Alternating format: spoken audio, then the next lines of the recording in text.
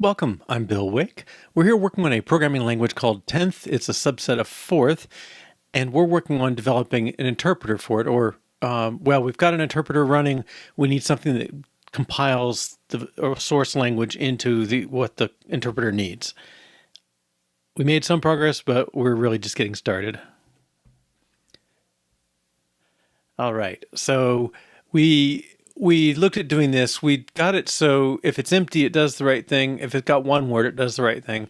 But we need to work on multiple words. All right, now let me share this first. I started collecting a little information on our design because I've blanked out on things. So we have some global registers. X19 is the virtual stack pointer. It keeps track of the data stack that you're operating on. X20 is the virtual program counter. It keeps track when you have a secondary, which is a list of commands to call. It keeps track of where you are on the list. That way it can be recursive and keep, there's another one that we have to save it when we call recursively and so on. And then finally, X21 is a pointer to the system dictionary, which is a list of all the keywords.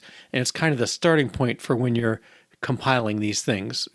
Compiling is basically turning a line of text into this primary and secondary structure.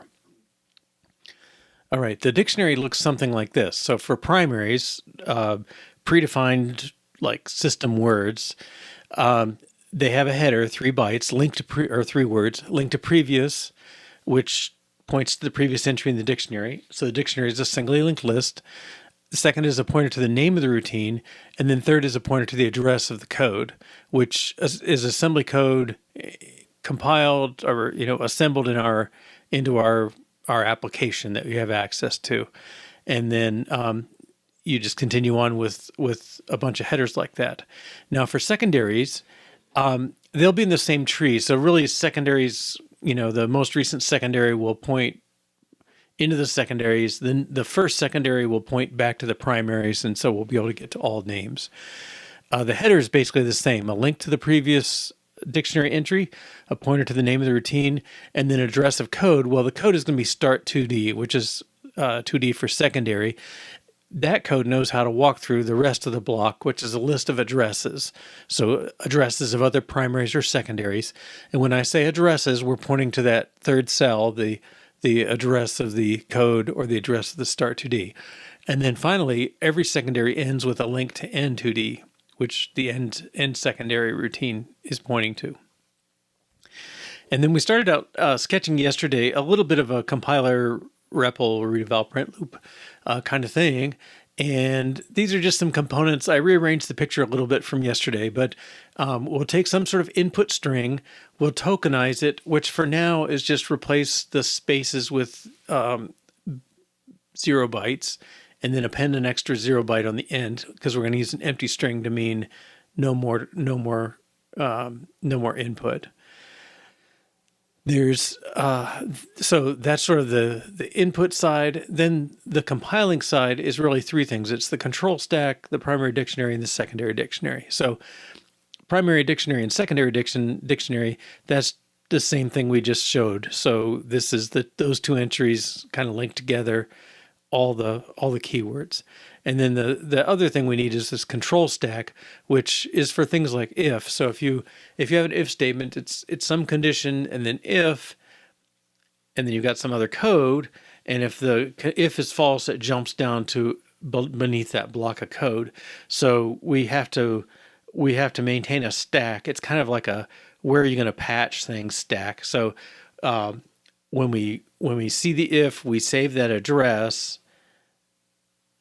Because that's where we need to patch.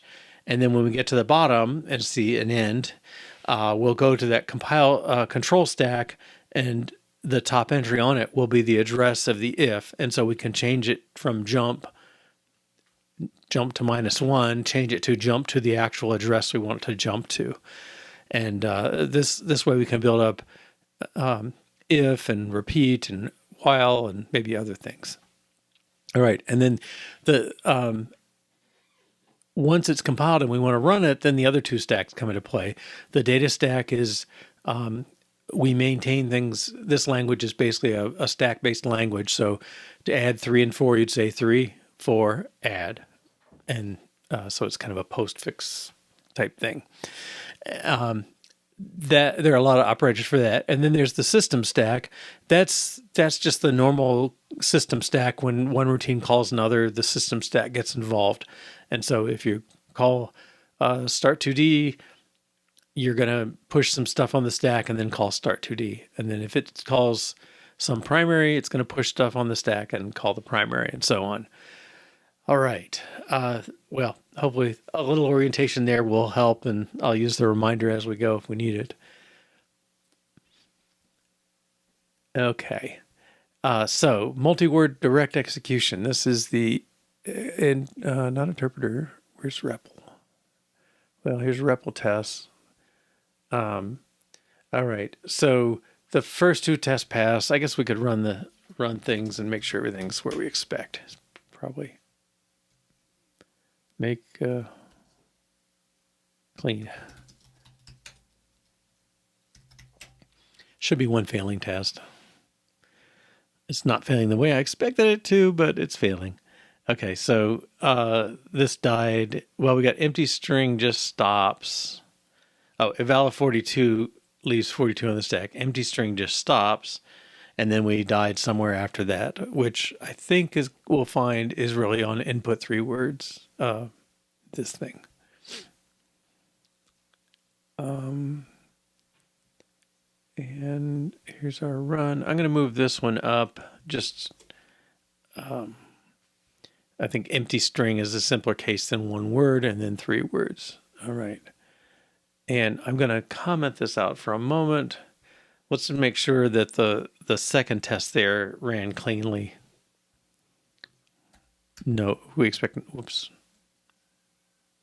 Did it build?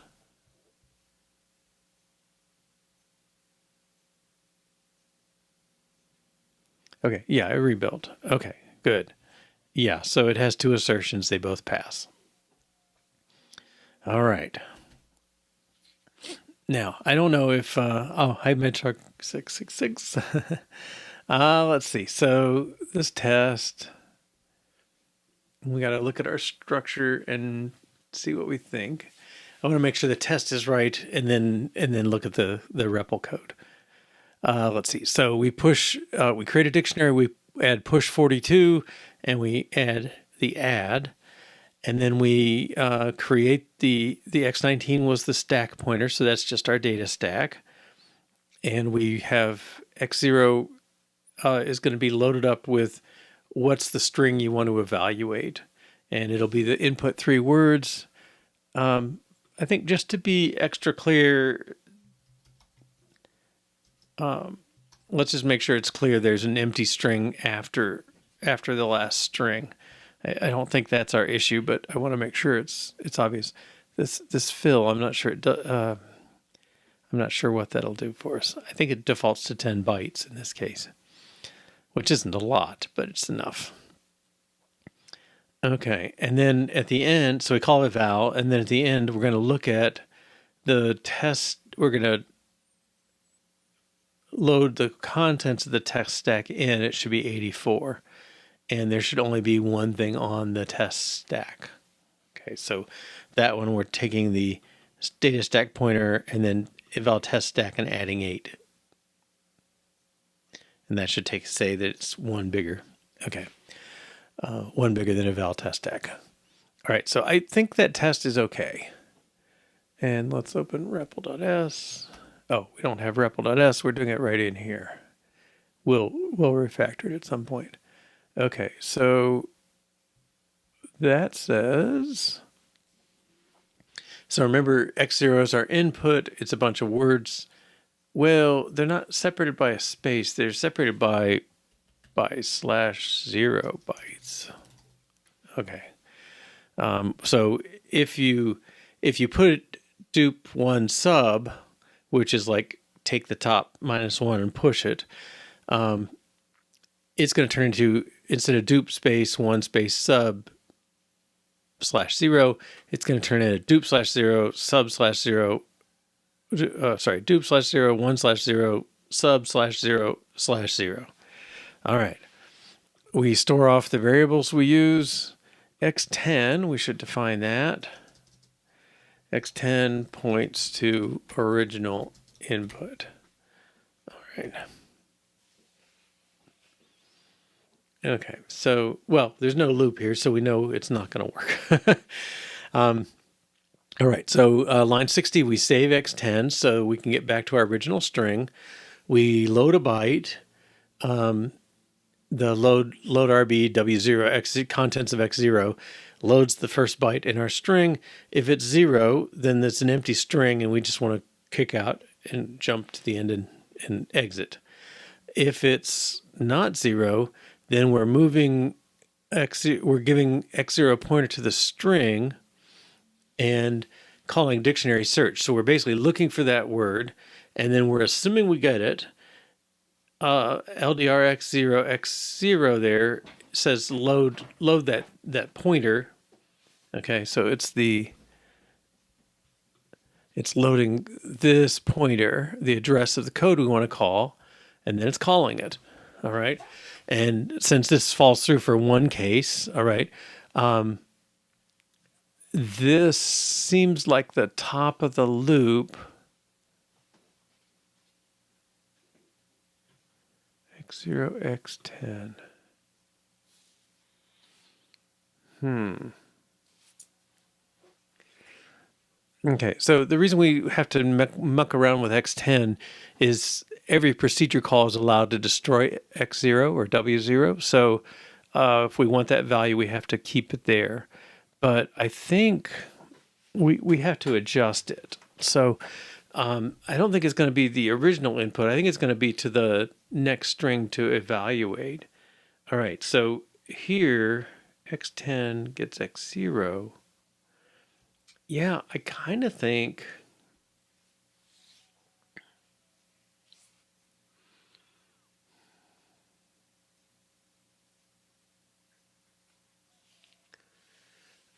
yeah, I think we need to adjust X10 and come back up here. Okay. So X10, well, I believe what we can do is get the length of the string.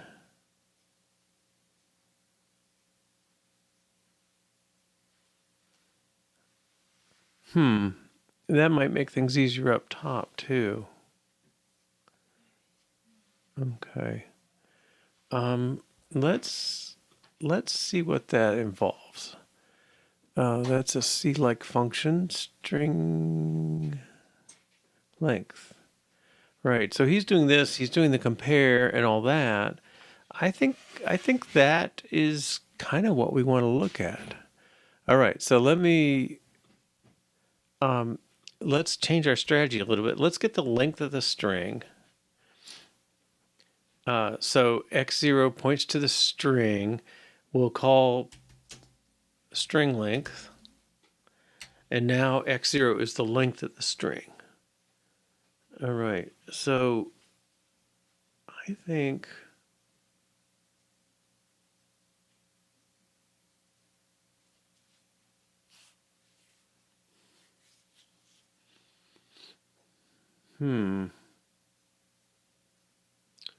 well, the problem is we have to, yeah, we got to watch that X10. Yeah, if we came up in the string length, I mean, I think that's, well, I think to replace this lines, we would say branch equal, well, compare X0 to 0, and if it's equal, L and eval. Okay, so I'm kind of dropping these three lines for this, but I don't know if I can get by with just X10, because I feel like I need to keep the, well,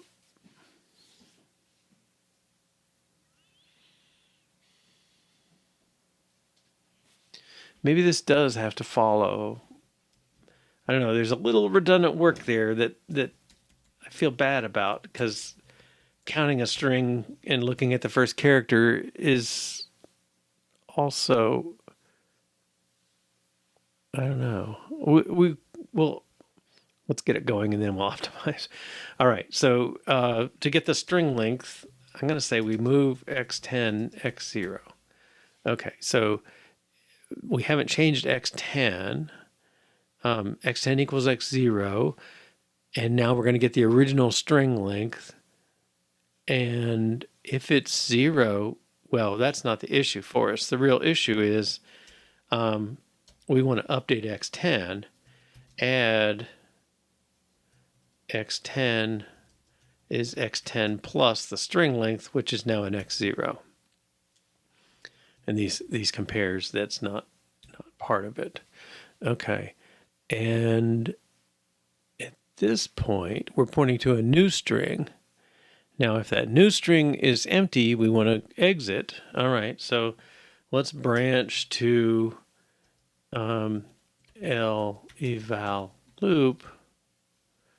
Or how about eval while non-empty? Okay, so which I think is here.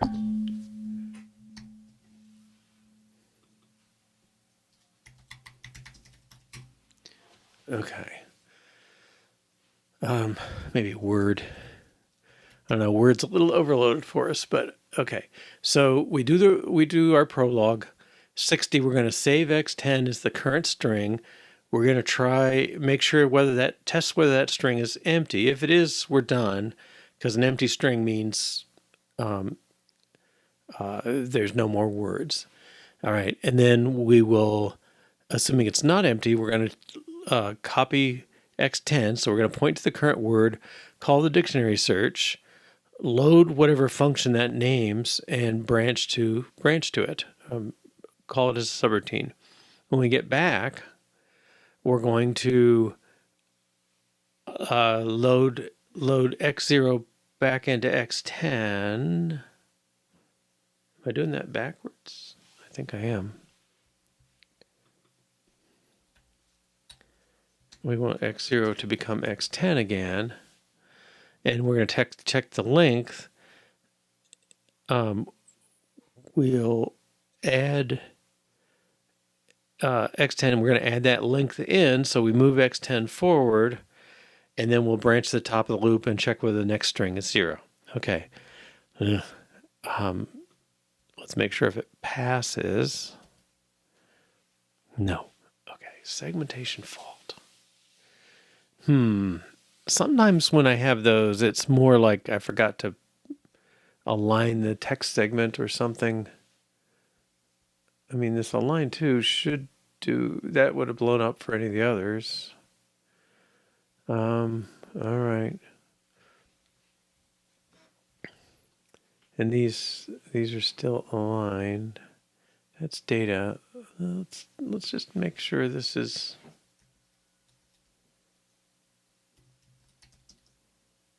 power 2. Okay. I don't think it's the issue, but yeah. Okay. Segmentation fault. REPL test that out. Should I check the length first?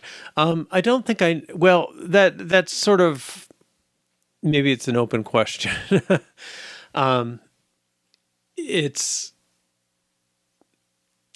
Let's get up to the routine again. I think what I'm doing first is I check, is the current character, have we got x0? No. We want x0 to be x10.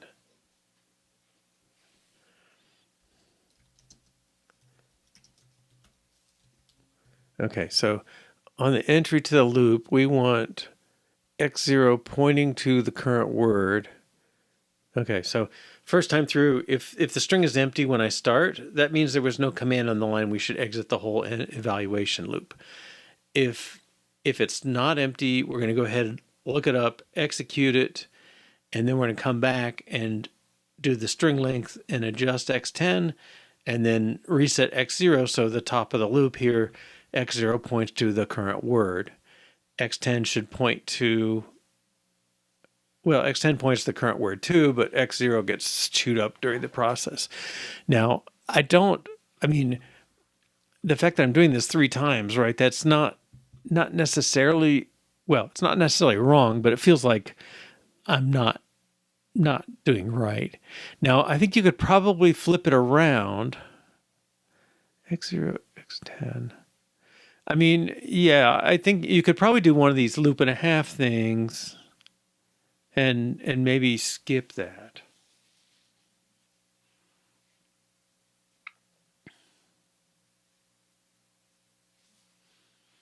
All right, so if we checked the string length first,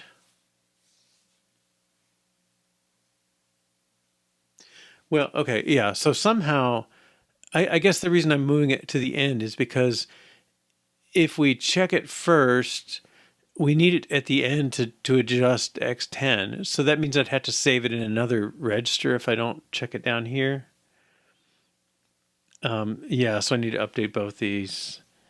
All right, because X0 is going to be the working value. The loop uses X10s around because we have to re-reference that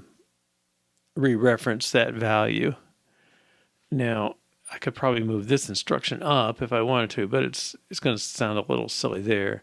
I think this says move X10 and X0 to the right place. Okay. Let's try that. No, different error. I guess I'm not sure. Is a segmentation fault a worse error than a bus error? Bus error, I think, is something's trying to read an odd address or something like that. And maybe to align again. Maybe my alignment expectations. I don't know. I mean, a word is a 32-bit thing, all right? So I guess the bottom 4 bytes ought to be empty, right? That's 1, 2, 4, 8. So the bottom 5 bytes. But okay, where are we dying? I guess we can't tell. Pretty early because. All right, I'm gonna fire up the debugger. And mostly I just want to figure out how far we're going till we die. And first time we'll just run and let it see if it tells us where it blows up. Okay. Right here. Okay. Bad address. So I don't have, I'm going to try P2 align 4. All right. Let's make sure I do this right. So the words, the program text has to be on a 32-bit boundaries, right? So that's 4 bytes. Is that right?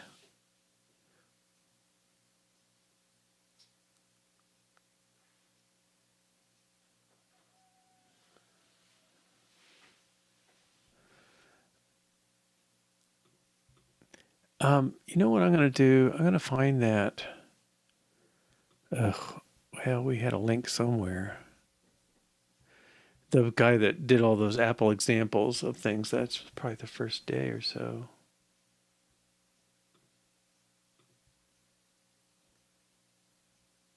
Yeah, this one.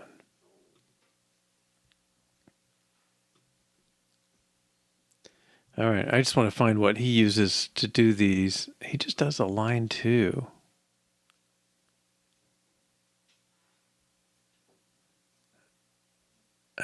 I don't know. Unfortunately, align is one of these words that is defined differently between different assemblers. Must start on a 64-bit boundary, hence it has align 2. Okay, yeah, maybe P2 align is not the right thing for this. Okay, because we're dying right at Eval 3 words plus 16. So kind of right there, I think. I don't know.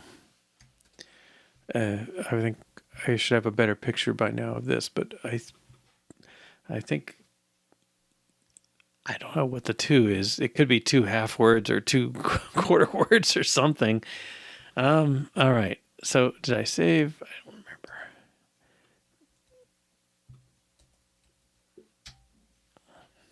No.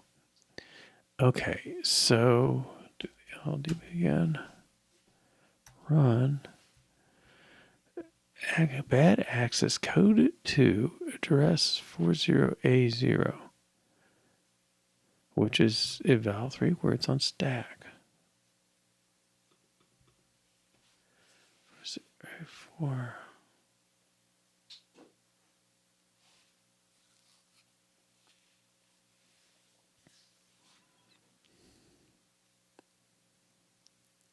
Bad address 40A0. I'm gonna.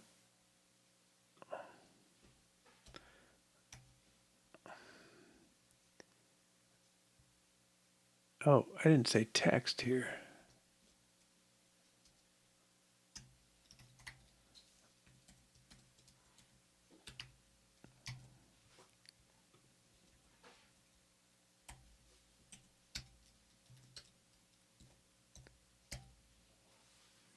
Okay, that's more like it. All right. I mean, I kind of dread crashes in assembly language, you know? It's just, oh, okay. They're much more work than Java. All right. So we're seeing 42 here. All right. So that kind of makes me feel like it's like we didn't execute the add. Or maybe oh, I probably had to add one in there.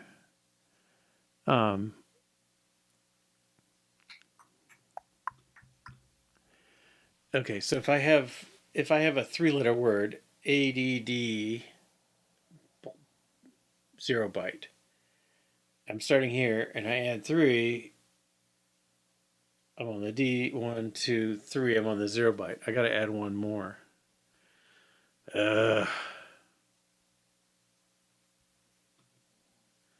There is.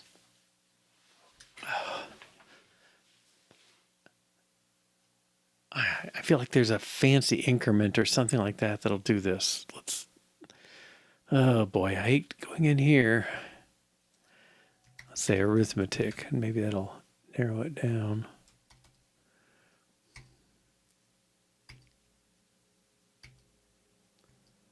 I think we want to get into that like page 120 zone.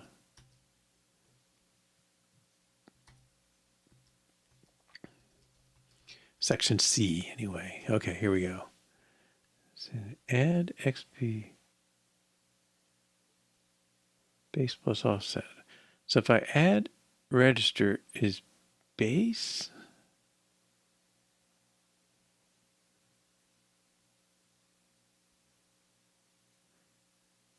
Okay, that's more a load thing. Okay, let's see. Base register move is just a bit. Okay, literal PC relative.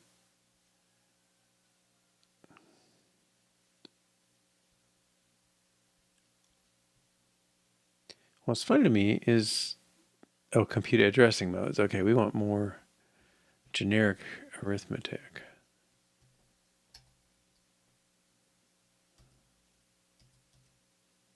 That's more like it. Add with immediate operands. Except say 12-byte intermediate immediate value. Yeah, that's fine. Let's see what they say.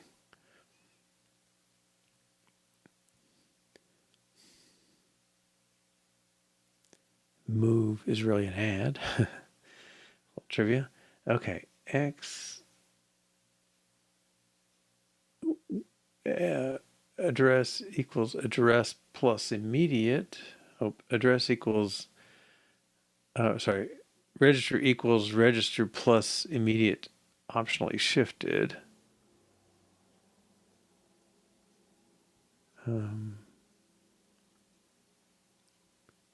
Add register in an optionally shifted. I don't think that's us. Add x, x, x, n.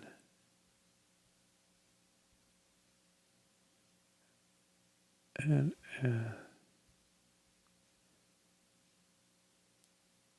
that's setting flags. We don't really need that.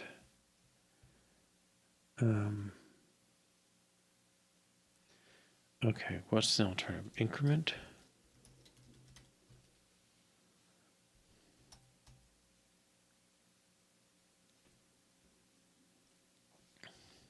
And branches? No.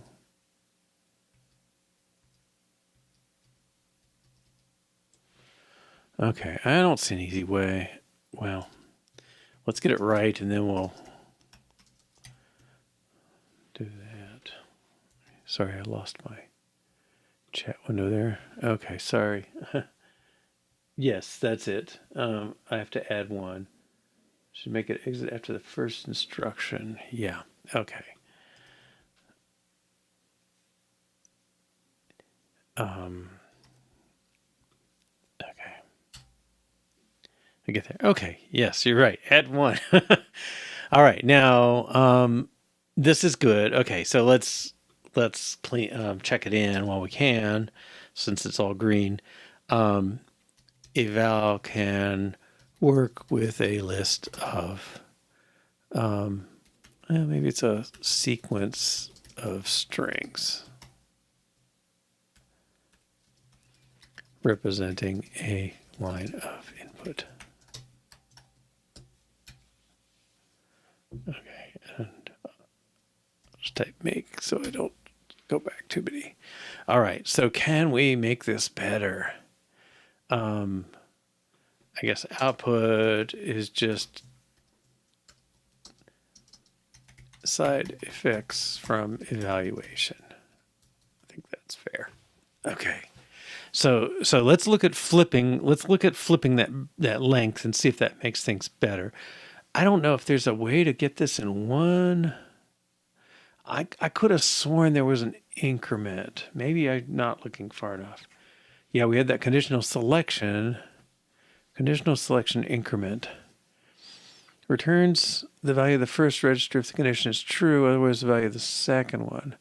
Oh, so it's more of a conditional increment.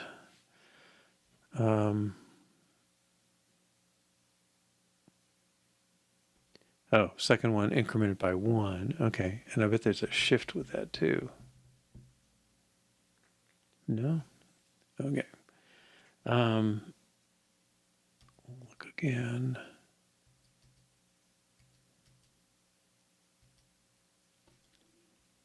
Sorry, go back 1. Add, yeah.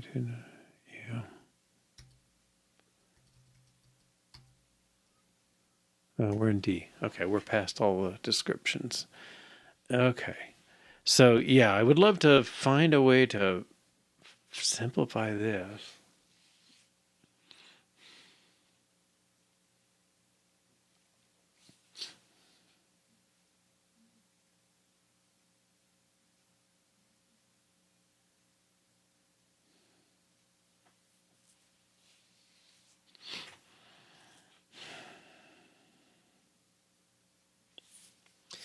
And then also I want to look at, okay, I don't see anything. I think because each BL destroys X0, these repeated sequences are just going to be required. We have to maintain that pointer across evaluations. So I don't think we can do anything about those.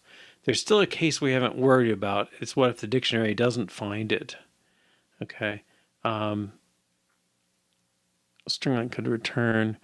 Yeah, but like normally, like, you know, if here's a string, ADD, how long is it? 4? You know, just sounds like that's a good way to get my bug count up. All right. Yeah, so I don't think we can I don't know of anything to do for this. There may be somebody who knew ARM64 might go, oh, you just need to use this little mode and you'll be okay. All right, and then the move back and forth, X0 has to be there at the top of the loop. I mean, that's sort of the invariant here is X0 points to the next word to evaluate. Yeah, maybe we can look at checking string length at the beginning.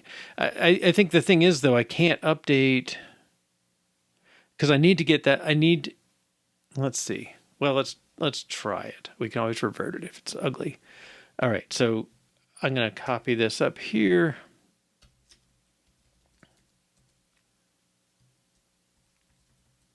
We can change some assumptions. Okay, so coming in, x10 is the length of the string, right? So x10 points to,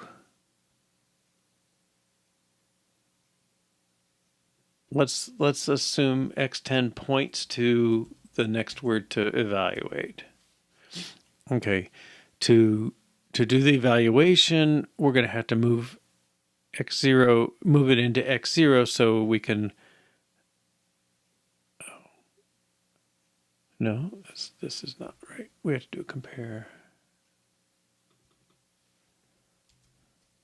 We're kind of doing this, right? So compare x0 to 0. If it's equal to 0, then branch to end eval. Okay. Is that? Yeah, w0. Yeah, that's checking for a 0 byte. But I think this goes away, right? Because we checking if the string length is 0, that's the same thing as the first byte is 0. So I believe this goes away now, because that was our kind of exit condition. All right, so now we've got our string in x10 still. Okay, well maybe this is okay. We've got to move it in here. Oh no, we haven't updated it, right? Yeah, I think the problem is we're going to forget this. Wait a minute. I left out the string length. Okay, x0, x10, branch string length. Okay. X0 points to the string. Right here, x0 points to the count, the string length, right? Yeah, I think it's gonna be. I don't know. We need them both because we somehow had to skip forward past the string, right? So well, I mean, another alternative is we say x11 is involved and we push that on the stack and then pop it at the end. X11 is the length of the last string, and so we would store that in x11 and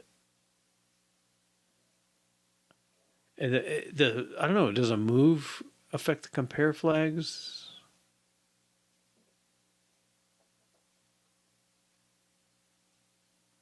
All right. Yeah, so if we used, let's say we used x11 as well, we'd store the string length in x11, and then after we've done all the stuff, we could move the string length forward, move that value forward. Now, people still need x10, right? Because we're saying first, if the string is empty, bug out. Otherwise, look in the dictionary for the string and call its method.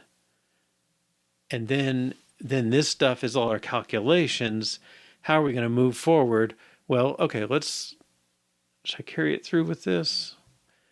Let's store x11 is sp pound minus 16 bang.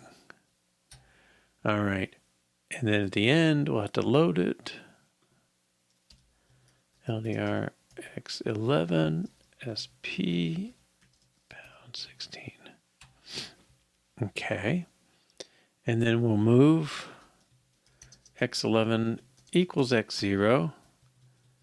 Save string, save length of current word.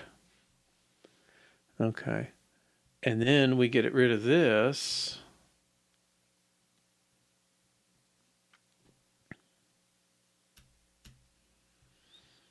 X10 is now X11. Right, that's the length. Well, X10 becomes X10 plus X11 plus 1.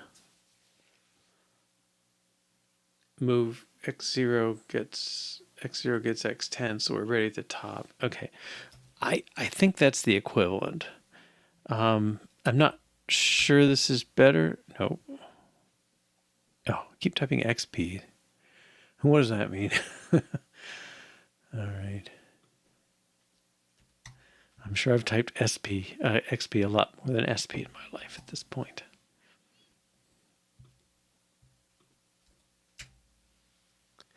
Okay, so now it's just kind of up to us which we like better. Let me clean it out a little.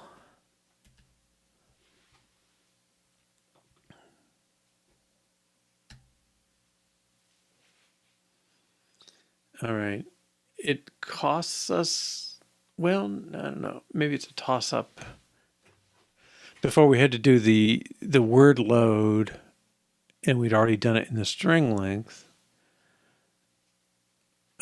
We have the extra updates. All right, make sure we're still green before I say too much. Okay. All right, let's look at the compare.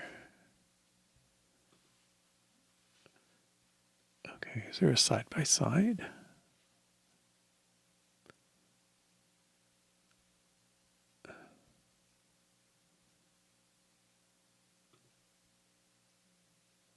I don't see anything that would do that.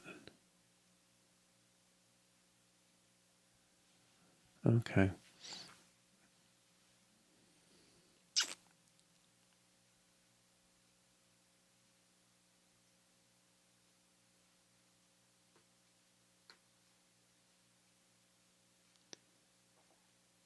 Well, that's the bad thing. It's like it. Let's see. We use string link to add X10 at the end. So it really was test for a 0 byte, do the stuff, update the pointer X10 and X0, so we're ready to go back to the top of the loop. But we needed the string length to do that. But I mean, there's another solution. So I mean, I think you're right. The string length is maybe LDRB might be a little simpler. The other, let's see. I don't know if this other way is even. I'm going to revert this one. I think, unless you've changed your mind, but I think the byte one is clear. What did I just say? Unstage changes. Discard changes. Okay. I do think there's an alternative. I just sort of started spitting it out, but there's a way to write while loops in assembly language that. Okay, is this? No, it's not going to help. But the trick is you would sort of like put the test here, test eval, and then instead of doing this test first, you'd branch to test eval. And so you're sort of writing a while loop. Yeah, it's the cost of another register that bugs me. But yeah, so something like this, you would. Let's see, is this how this would go? I'm not sure it's quite right, but it's kind of like this: that you jump down to you put the test at the bottom, and then jump down. X11. No, we don't keep the string length. Oh, well, we have it right till here, don't we? Yeah, so I think that the deal would be to move the comparison, you move the test down. And so it's just sort of like the first the first evolution of the rotation of the loop, you just jump down to the final test. So instead of putting the test at the top of the while and always having a branch at the bottom, you would flip these somehow so that this would be B and E and eval and would go back up to here.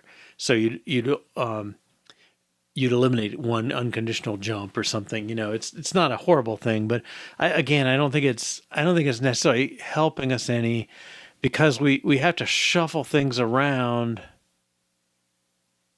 anyway. We got to make x zero. Well, no, let me try and make this work. So if x zero, all right, I'm gonna pull this out. All right, so we do the string length.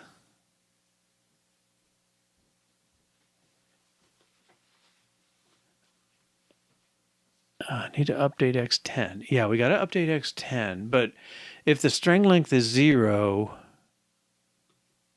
all right, this is compare x0 to 0. If it's 0, fall through. If it's not 0, go up to L eval while non-empty. Okay, but we got to get that in there. So this stuff has to come at the top. Yeah, I don't think it's good. This loop's not going to make that easy. But yeah, what you'd sort of do is like you'd pull this stuff up and sort of ensure that the first pass through needs to do that. We don't need to do this anymore. But yeah, I don't think this is good. Oh, I did it again. Unstaged changes, discard changes. Okay. Yeah, it was better. Although that was a little half baked. All right, make sure we're back to good. Okay. Well, I mean, this is good. This is a nice step along the way. All right, so I this could be tighter. I mean, I really believe there's a tighter loop for this. Hmm.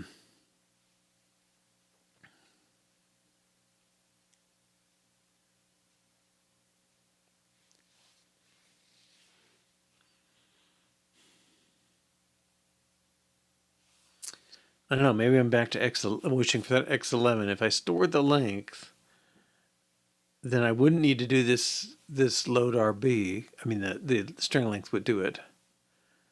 Um, at the cost of a procedure call, which is probably more than these three instructions.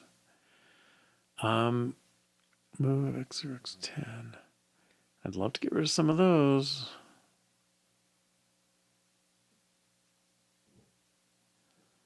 Yeah, I don't. Yeah, the only way I see it is, yeah, if string length took a register, yeah, it would be more to kind of like not follow the calling conventions. So, we could, I suppose, I mean, you could make it a macro, string length be a macro, and then that could definitely take a register and then it would do the move. But, or you could kind of partition your methods and say, well, I'm going to use X0 for this temp and X1 for the next one and X2 for the next one. And, given you've got like 8 temporary registers, you could make it so your each called routine returned it in a different register, and then you wouldn't have to muck around with flipping X0 and X10 back and forth so much. Um, hey, what?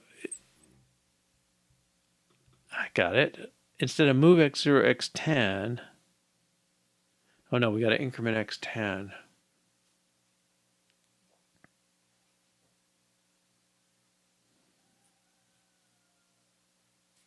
No. Okay. I guess I'm not going to worry about it.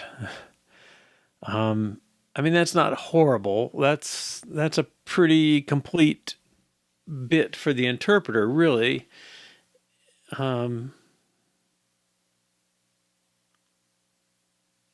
Yeah, and I guess, I mean, this test is kind of what we've done with that, right? In effect, I mean, I could change this to ASCII Z push 42 0, push 42 0, add 0, and then there's an implicit 0. And take these out. Okay. And run that test. Whoops.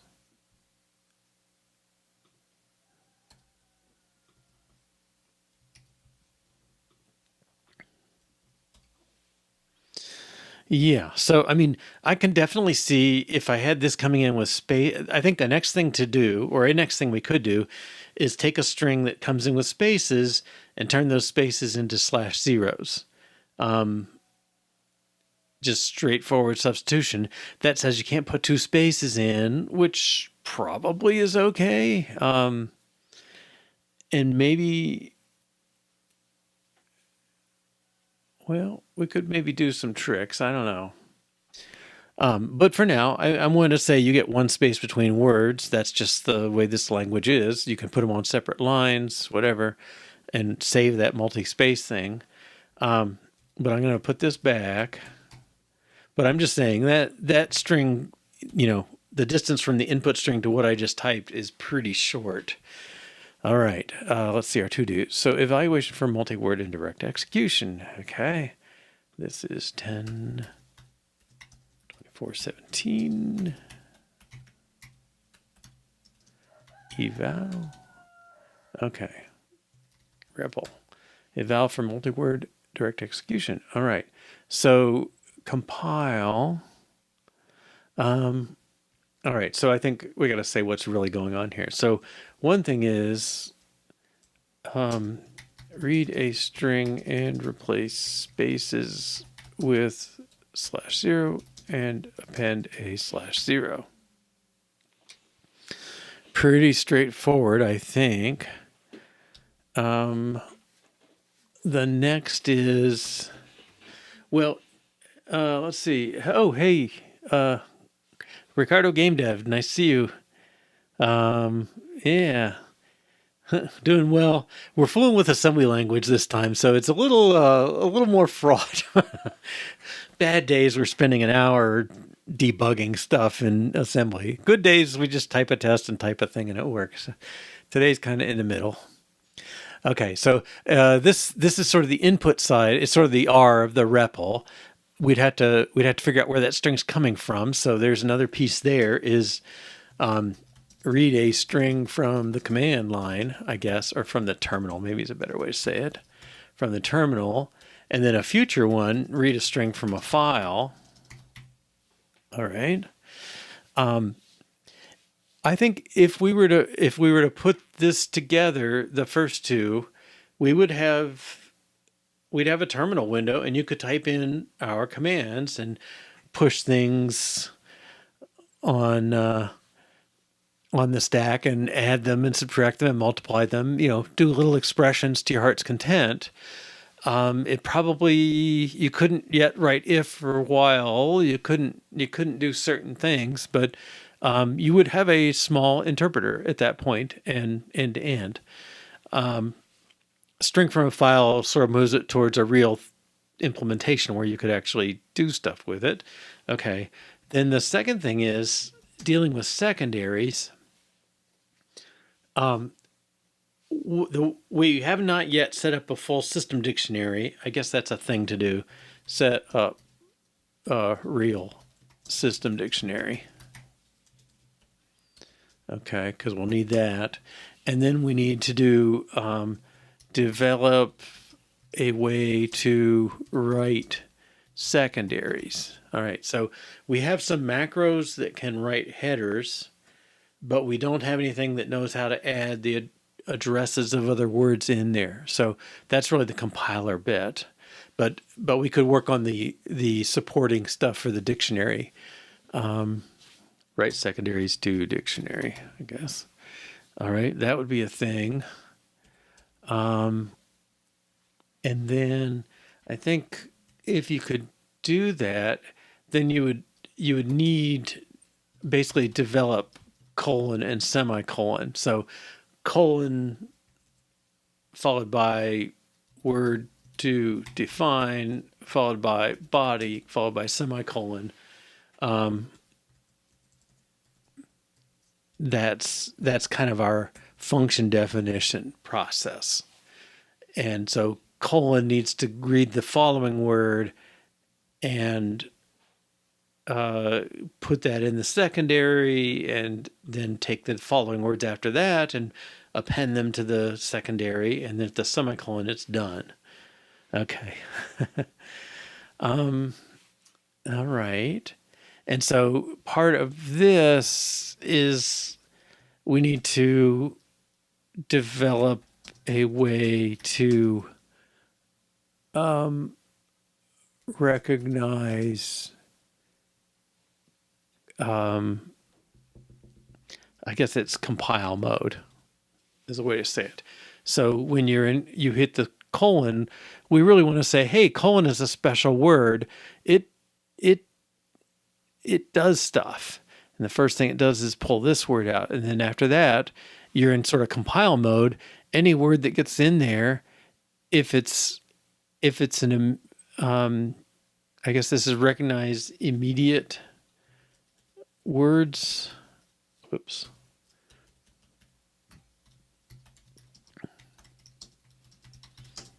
Okay. Enter and exit compile mode. So the way, let's see, this is an example from yesterday, but let's say you have dupe one sub, and then that's your line. Well, when you do that, it's going to take whatever's on top of the stack, duplicate it, push one on the stack, subtract, so it leaves whatever was on top of the stack minus one as an extra value on the stack. If you go in compile mode, let's call this sub one, looks like dupe one sub. So this is, I don't know, you'd call it procedural abstraction or something, right? You're sort of taking a set of commands and you're turning them into a little routine. And so this one, when it sees dupe, it executes it. It sees one, it executes it. It sees sub, it executes it. Colon, it executes it, but colon is going to be, it needs to be, I guess this mode is like immediate execution, and this one's more like a compile mode. And so if you're compile mode, you read this word first, and then you see this word, you look it up to get its address, but you don't execute that address. You push the address into the secondary body. And then if you were to see an if, well, if is also one of these kind of immediate words. I don't know what you want to call them. It's a compiling kind of word. They had a phrase for it. I don't know if I have a note here. Well, I have lots of notes. If I have a coherent.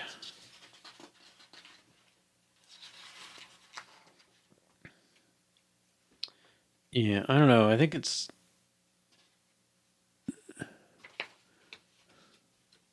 I'm not sure one of them was called immediate. I think, execute and compile. Okay, that's fair enough. All right, so you get words that are compile words. They should not have their address pushed onto the stack. They should say, oh, I looked you up, your compile word. I'm going to do what you say. And they usually have some fancy thing they do. Okay. So, gosh, I don't know what to start with. I feel like my tendency is to overdevelop the body when I don't yet have IO. So maybe I push myself to do the IO part. So we'll do the string replace, and then we'll figure out how to read a string from the terminal, which sounds, could be ugly. I don't know. there's a Unix system call that does something like that, and I'm not sure how we have to set things up for it, but maybe we can do that. All right. I also think we can probably make a more general. I think we could make a sort of string replace that you give it a you had to give it a string. Well, maybe it's just to replace space.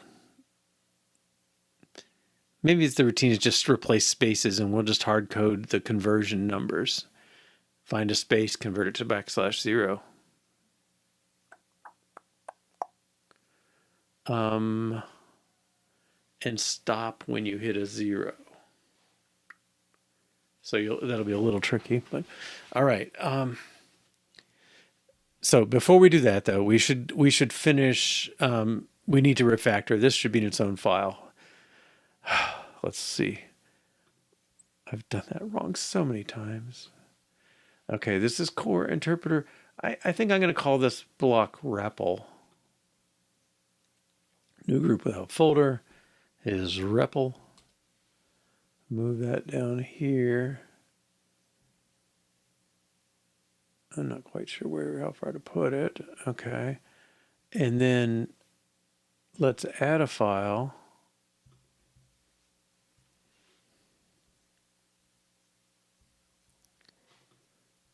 And it'll be REPL.s. But it doesn't go in here, it goes in here. Okay. Now this, well, it certainly needs, well, does it? I don't think it does. It's not doing any fancy like load address or any of that stuff. All right, let's take this. Copy that for now.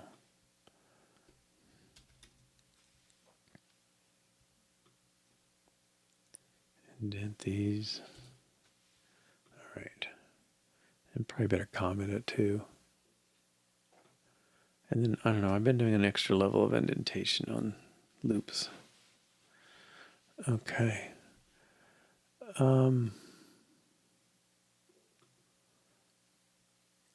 right. Now, I think we want to say global on those. We want to make sure to start with a text segment.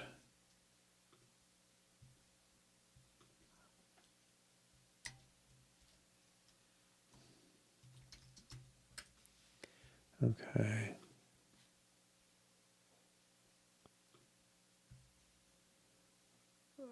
Global. Oh, do we need these includes? We don't so far, I don't think. But we should say global eval because that's kind of a key function for us. Okay, that should be okay.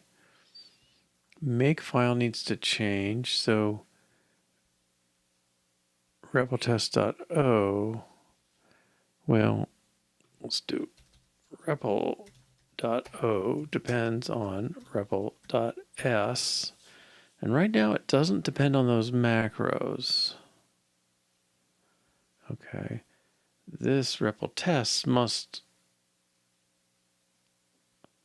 this must depend on REPL. Okay.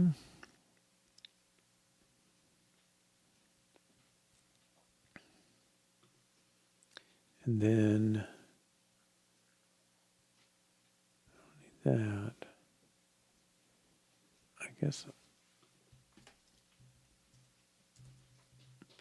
I'm ready to delete this.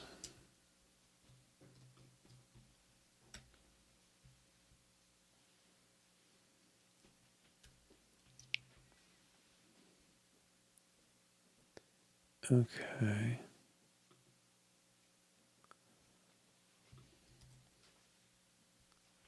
Let's see how I've done. Make clean, learn that lesson. Make. Okay, I'm getting better at creating those extracted files. All right, ACP extract eval to REPL.s. Good. Okay.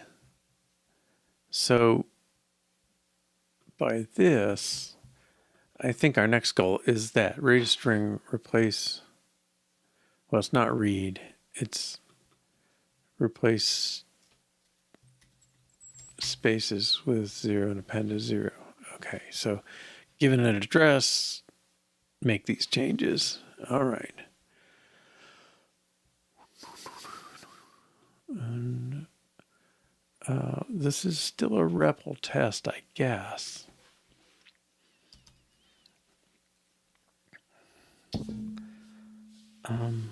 What would we call this? I think maybe it's replace spaces is maybe enough.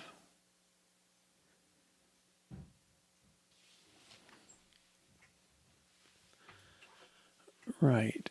Okay. Test start.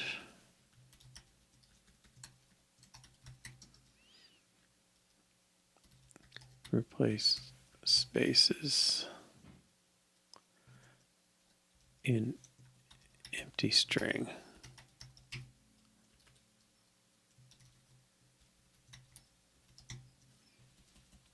Okay, so this is text line 2. And then let's make some data. L empty string is, I'm going to say ASCII because I want to control it.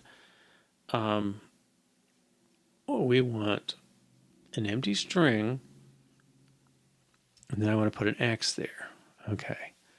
Because the expected value is 0, 0. Okay.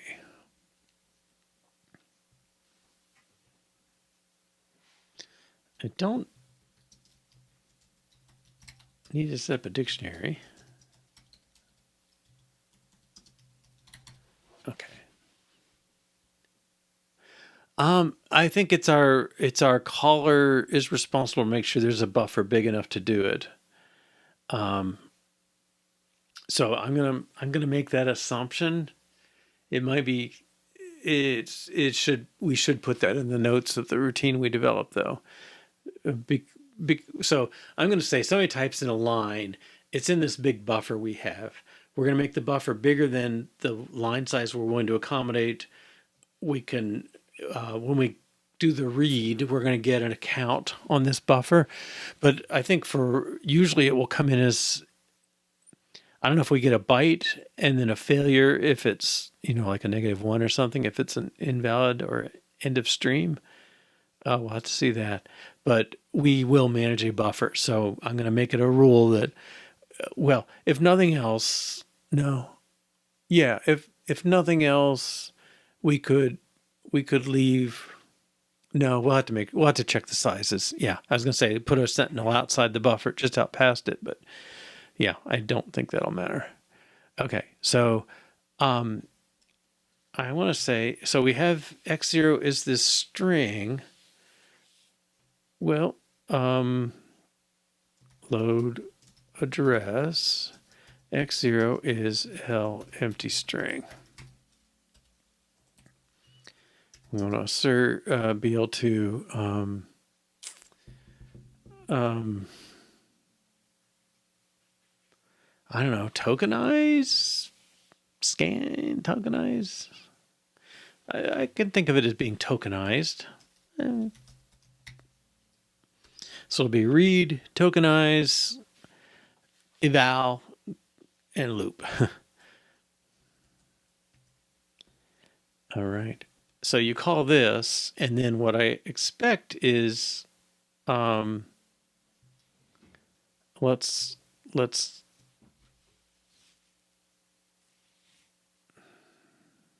it modifies in place. So we can reload this.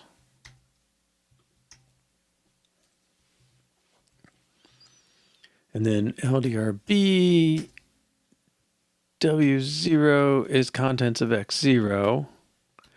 And I'm going to do a post increment on it because I want to look at the second character too. All right. And that byte should be, well, no, that's not.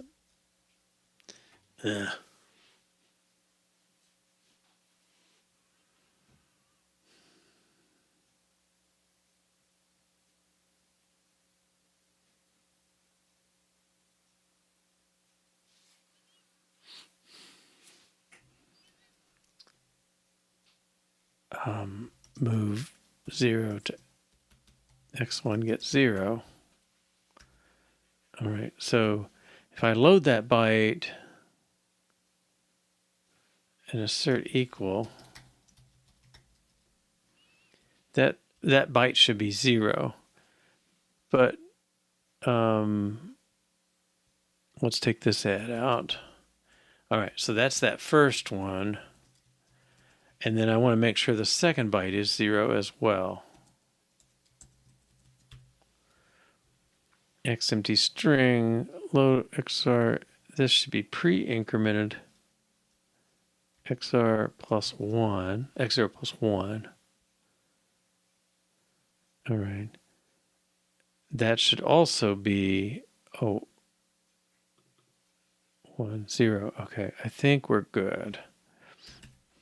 So I'm saying load the first byte of this. Basically, it should be unchanged. It should still be a 0. Load the second byte. So X0 plus 1, because X is the empty string. Make sure that's also a 0.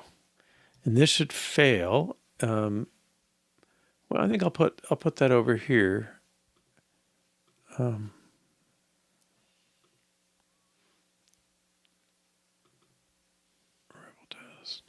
Okay. And it's closer to reading, so we're going to say tokenize, split line into multiple strings. And tokenize. And that's global as well. May not have to be global when all's said and done, but we'll see. Oh, I guess it does for the test to find it. All right. So tokenize, well, let's start with just return and add the test.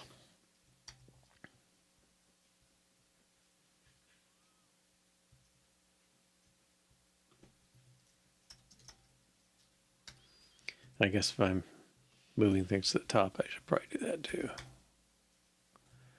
We'll move the function later. All right.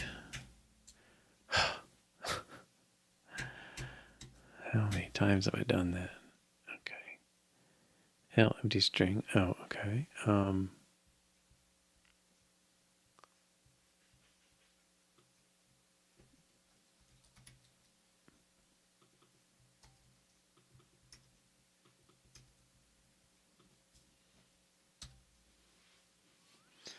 Okay, x0 equals 1, 112 instead of 0.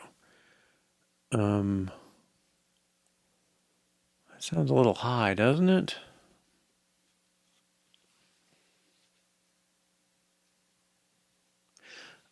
I don't know. Well, you're giving me a list of words, each all terminated by an empty string. I think it does matter, but let's, whoops. Because take the next case, add has an empty string marker, but it also needs another empty string. It needs an empty string following it if it doesn't have one. Oh, so it's what you're saying. You may be right. Yeah. Okay. Let's do that. Okay, so that fails. Why 112? What's 112 in ASCII? Seems like a lowercase something or other.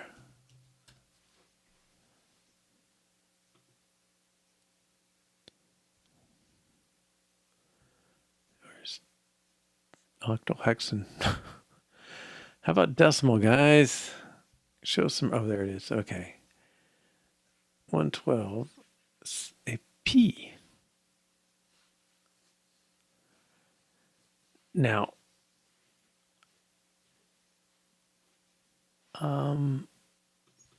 why is that a P?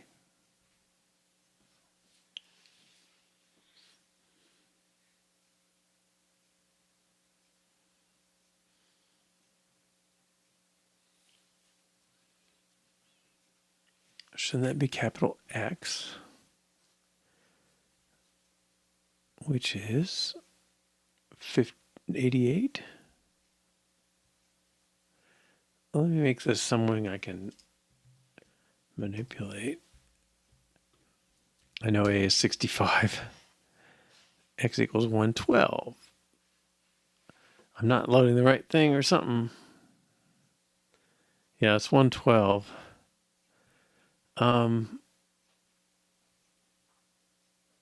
Load RBW contents of X0 LMD input.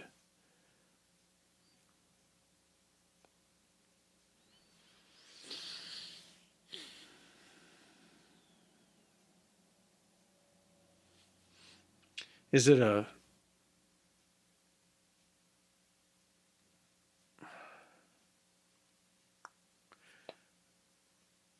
Well, I was wondering if switching between W0 and X0 is creating the issue, but it's not big enough to matter. I'm going to take this one out. Maybe I'll just move it down for a second. I don't understand why this one seems okay. Why the second one is not a 65, instead it's a P. 112.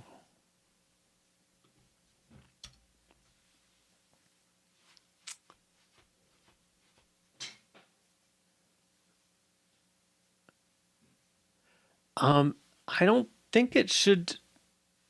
I mean, yeah, it should be UTF-8. I mean, we haven't done anything to. We haven't really made any concession to that stuff. We're just. It's almost more just like ASCII in a way. But P is well within the range, right? That's under 128, so it should just be a normal character.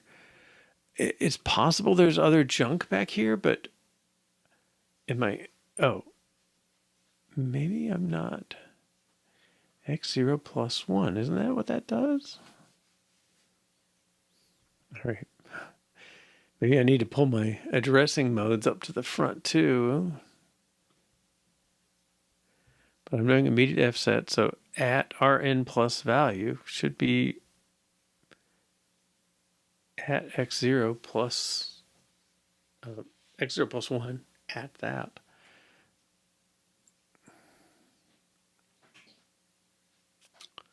Huh. Okay, load empty string, load the next byte. We expect it to be a 0. Well, I mean, really now I expect it to be a 65 because I haven't done anything. I'm just playing with a test here.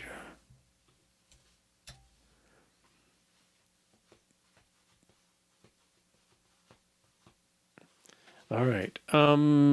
Let's dump REPL test.out, I guess.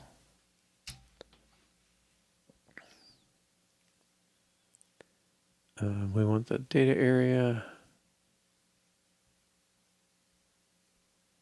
I don't know if I get the addresses. Well, there's push. There's that.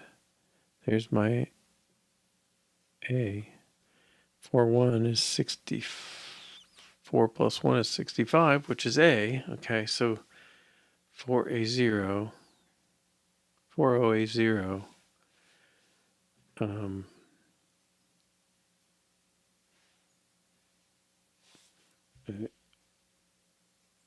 0, 1, 2, 3, 4, 5, 6, 7, 8, 9A. So 40AA. It looks like a 0 followed by an A to me. So I'm somehow not.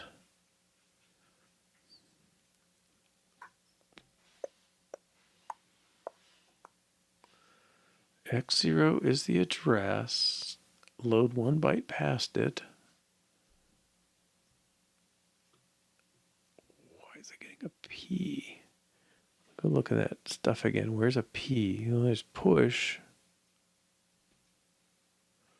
Okay, I'm going to break in here.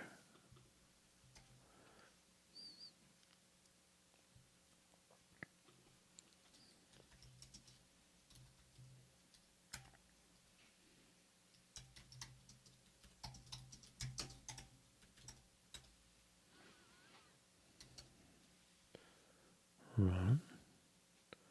Okay. Replace stasis and empty string. So if I step, BL print, step, next, step, no up, we'll step. Okay. There's our tokenize. Okay, so step, next. Okay, this is our load. X0 gets 1. That's kind of block 1. And then offset 10. 10 seems funny. This is that plus 1. Okay, so we'll step and then look in X0. 104010. What are you doing back there?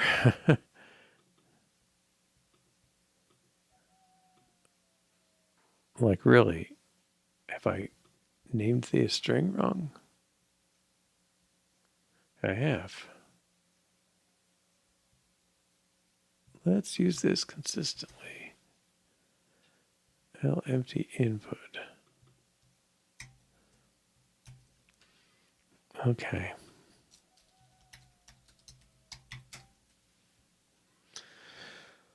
Okay. Sorry.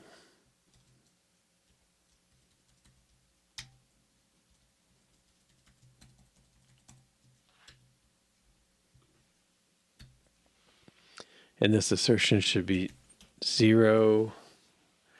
Yeah. Yeah, 4-1 is capital A. 16. Yeah, okay. Ugh. So does this thing, so coming in with an empty string, maybe it does not need that extra byte, huh?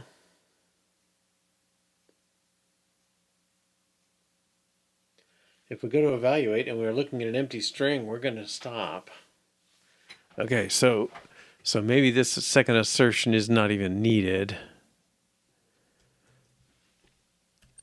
Okay. And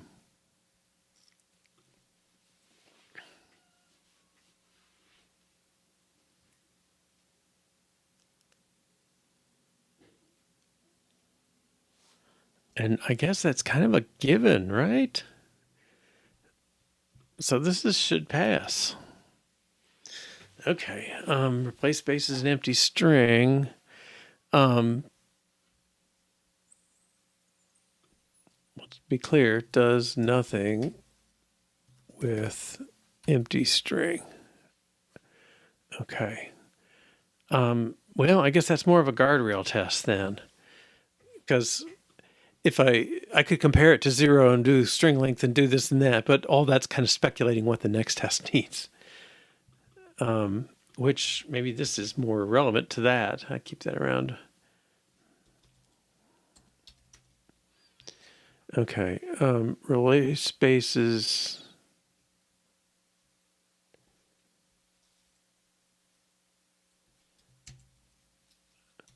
Tokenize replaces spaces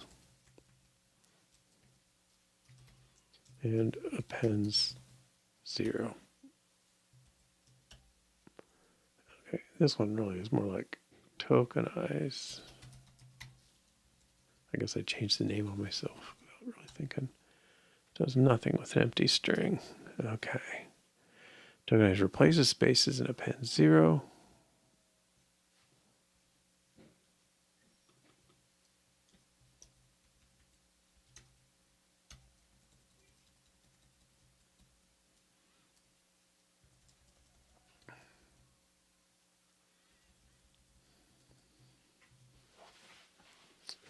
All right, we need more data.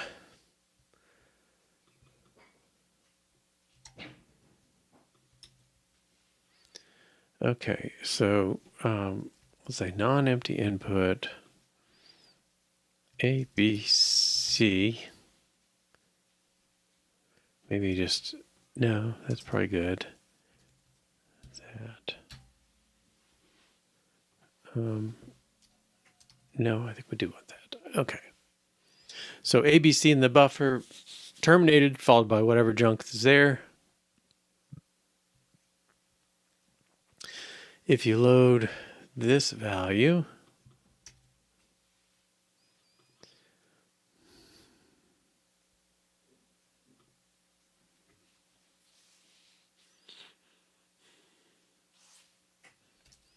well, let's do L expect A, ask Z of A, expect B,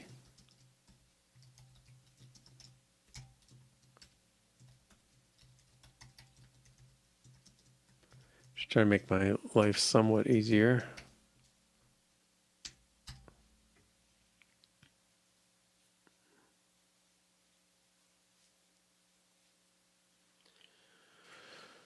Okay, right.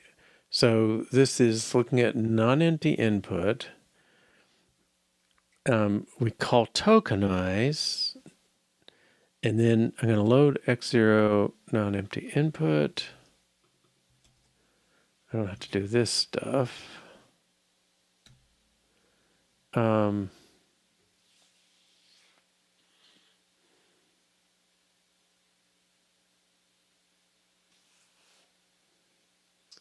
That's the address of the, should be the address of the A string. Okay, let's load address x1.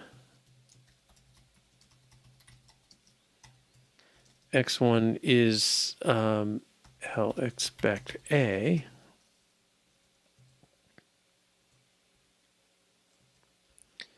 And then we'll branch string EQ. String EQ, we expect it to be 1 because they should be equal, and assert equal. All right, let's take that first. Okay.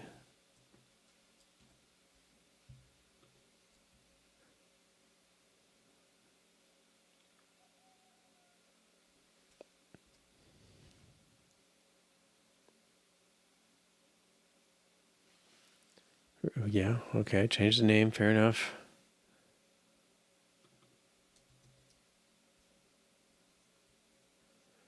And I didn't call the new one.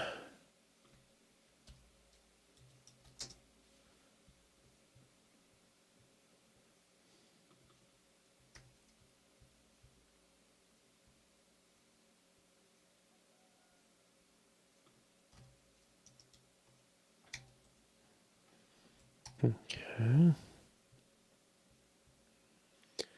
And I guess I expect this to fail. X0, 0. Okay, we got a not equal, and we expect it to be equal. Okay. Right. So we got to do some stuff. Okay, so I guess what we're going to do is walk through the string, load the byte, decide if it's a space, and if it is, replace it. If it's not, move on to the next thing until we get a 0 byte. Okay, so load a byte while it's not 0, do something. Okay, so x0 points to a string with spaces in it. In the end, output, the string has all spaces replaced with 0.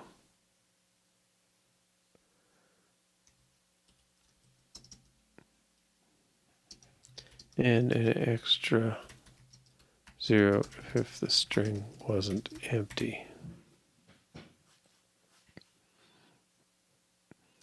Okay, so we'll compare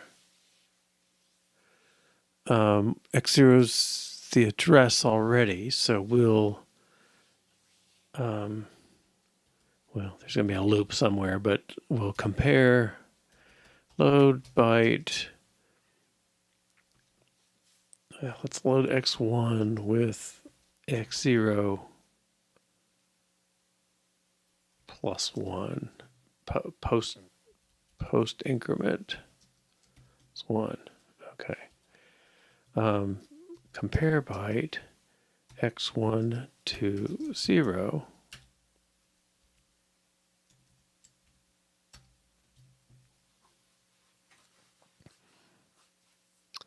If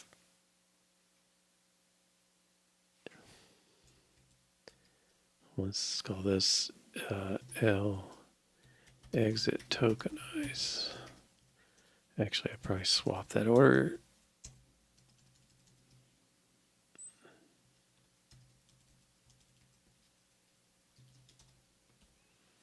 Tokenize exit. Okay. If they're not equal, if they're equal, jump L tokenize exit.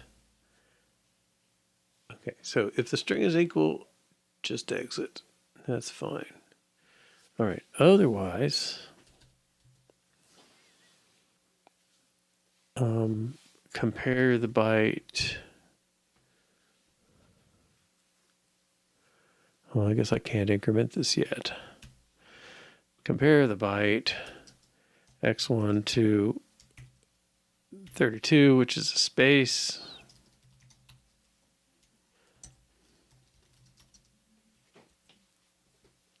Okay. If it's a space, well, if it's not a space, let's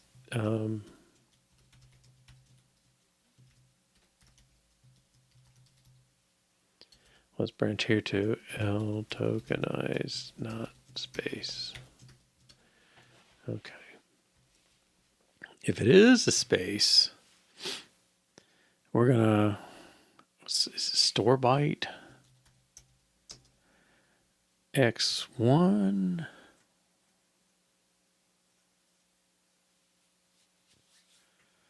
I don't know if I can do it this way. Store byte 0 to contents of x0. Is that right? Yeah, we'll see. If it's easier, we'll do it because there shouldn't be any harm. But I think to your earlier point, it's not really needed. Okay. Yeah. Okay. Well, we'll adjust it at the end. All right. If it's a space, I'm sorry. Yeah, if it's a space, I don't know if that store byte is legal, but we want to write a 0 byte into the over the character that we are looking at. It's a space turned into a 0, and then either way, if it's not a space or if it is a space, now we want to move x0 gets x0 plus 1. Does that sound right?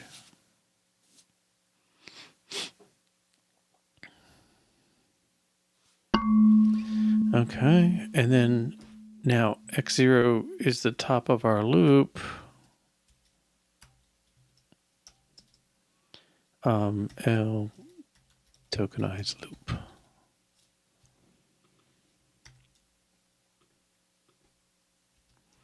And we're going to destroy x0, but that's okay. All right, x1, x0. Okay, load x0 if it, into x1. If that byte is 0, then we're done. Well, we're down here anyway. Compare the byte to 32 or space. If it's not a space, then jump down here. If it is a space, we're going to replace the byte with that. I think, well, we'll see.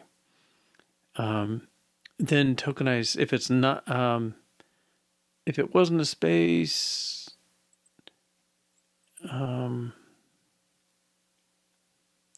maybe this is more like tokenize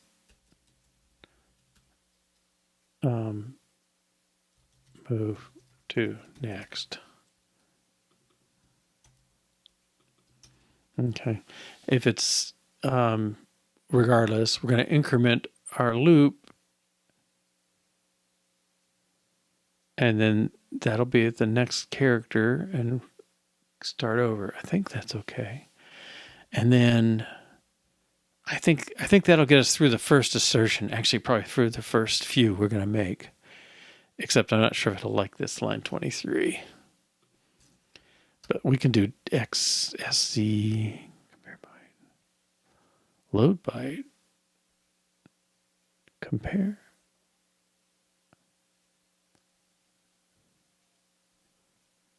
Where was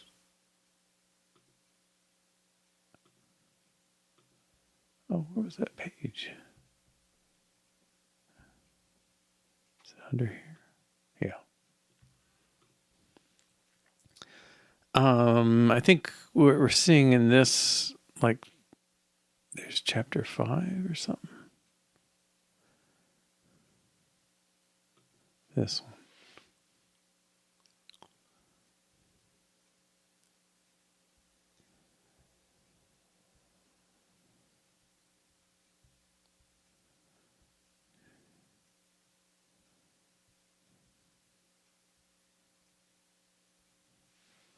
Well, I think maybe section, can't quite remember who's doing what.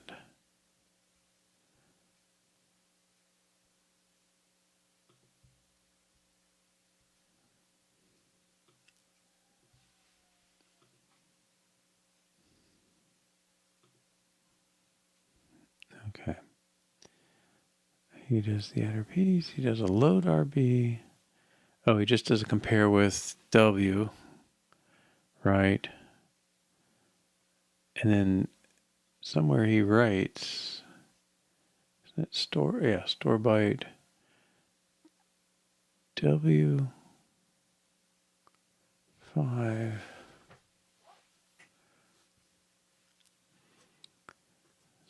store byte W5. Okay. So, okay, he doesn't like, he wants a W there.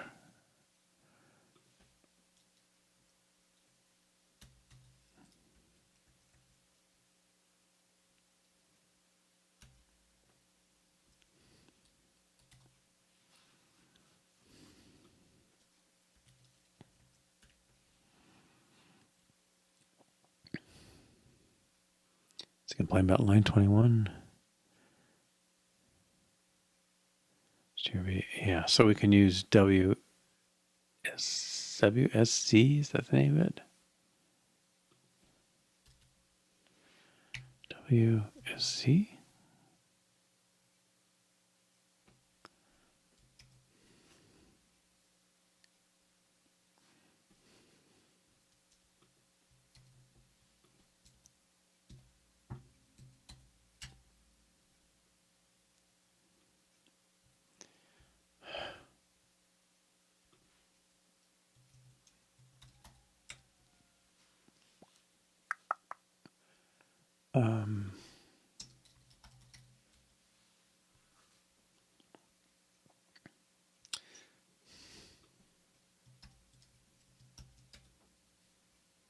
No.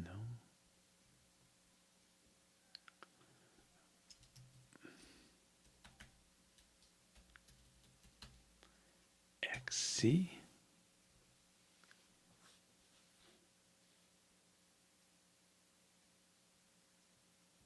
WCR.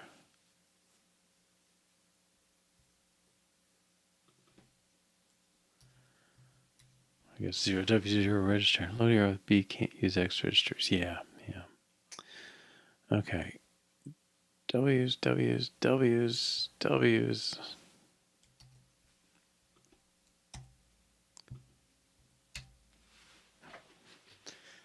Okay.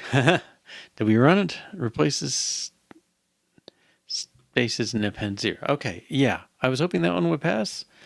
I think this next one is going to pass too.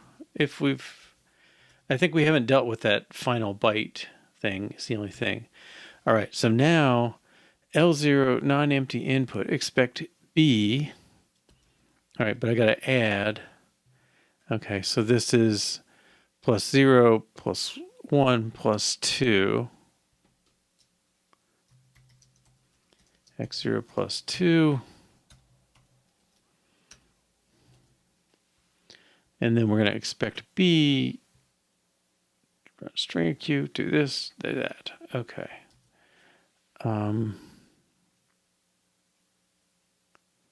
This, I think, should just pass. Okay. And then we'll do the C. So I did the 3 words because then we guarantee the iteration is there. All right, X0 plus 2 plus 3 plus 4.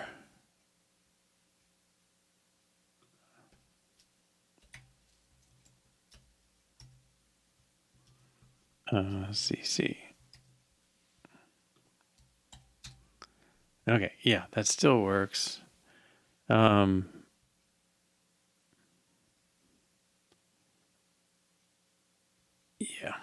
Okay, and then finally,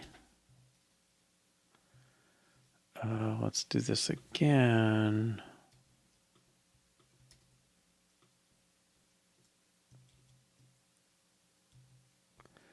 X0 plus 4.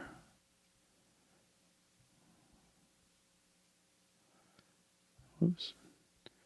That's 4, 5, 6 we know, but 7 should be a 0.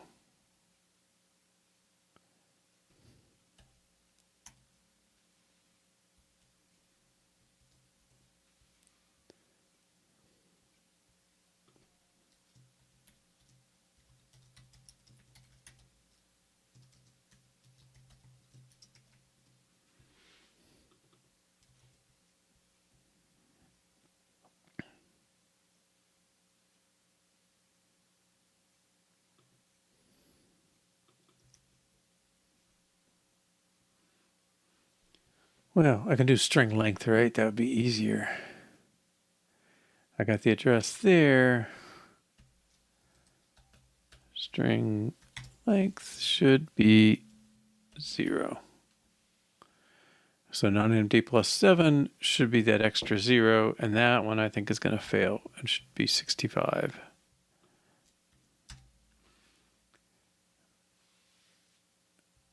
X0 equals 2. Am I counting wrong? Oh yeah, we don't know what junk is after it.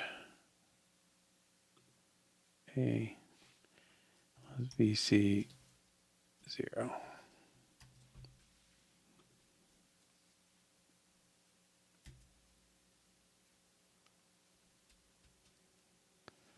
Okay, yeah, so that's not doing the job there.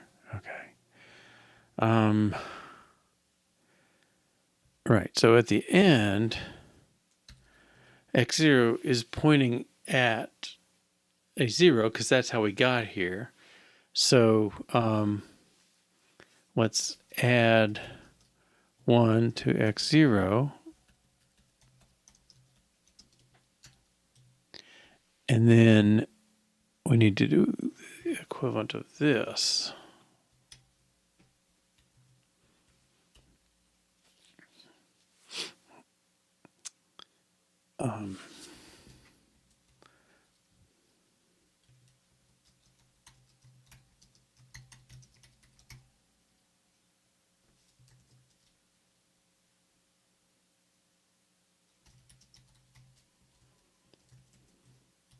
put an extra 0 after the last word. And now we're saying we're doing it both. And I think that will make this test pass and the other one fail. No? Oh, the other one doesn't check it anymore. Right, we dropped that. Okay, let's make that assertion too.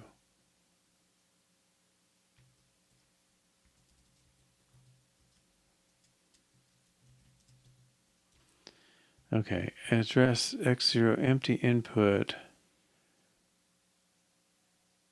We got to add 1.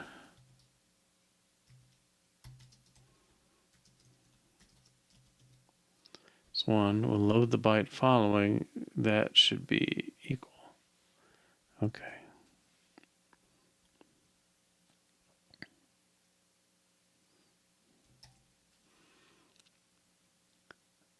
That test should fail. Oh. Oh, no, it shouldn't. I guess if I don't put the... If I take this out, that test should fail. Just want to make sure it's a valid test. Okay, yeah, both those tests fail. Yep, good. All right.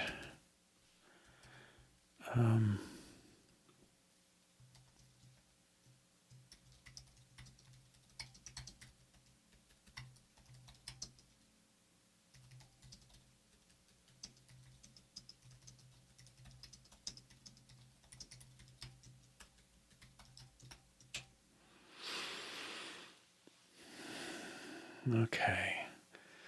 Yeah, I think it's simpler to implement for sure. No harm. Probably, and how about just adds an extra 0 at the end. Okay. And let's, well, I'll tell you, I'm seeing something here.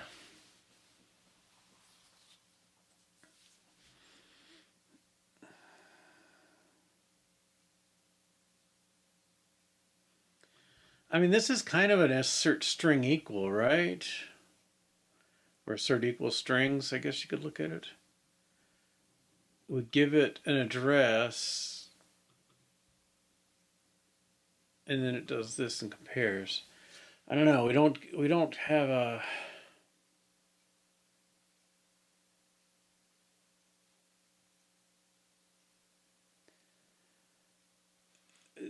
Can we don't always have the address. Sometimes we just have a register that's already got an address. Okay. Well, worth thinking about at some point, maybe. I don't know if like if I did this, but then these 3 lines came in as assert equal string. I guess that's something. Then x0, x1. Yeah, we just can't trust this because it could be a register and it could be a label and it could be a label plus a word. Okay. Well, I think we're at time. Oh, we're well beyond time for a break. Let's take a break. Did I change something? Yes.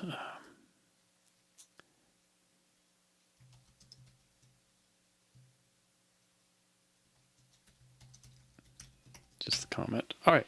Let's take that break, 3 or 4 minutes, and we'll come back. Welcome back. Okay. I think we've done this.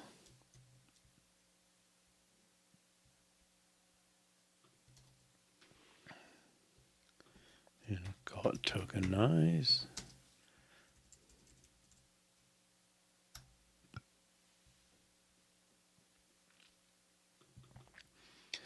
All right, well, this will be a good mission for the rest of today. Read a string from the terminal, or even read a character from the terminal. I think is probably what we really want.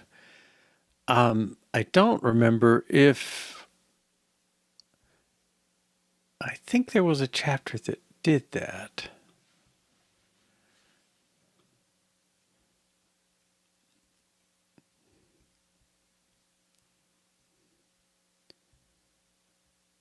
Functions, no, that could be 7.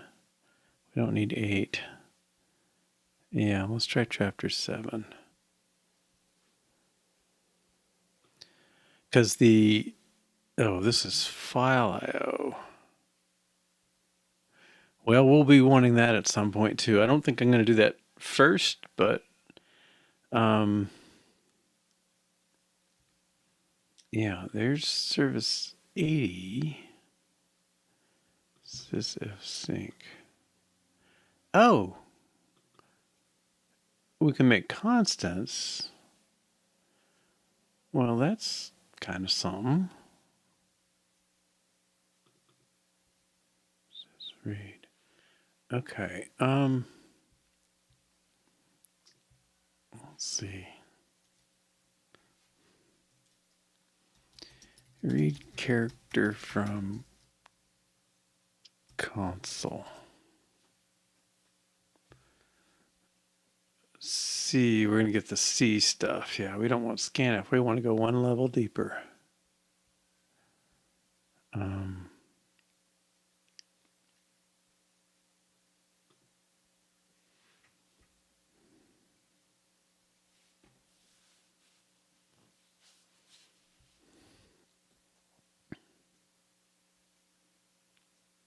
No, he's doing it at bash. Okay, that's a little higher. Bash,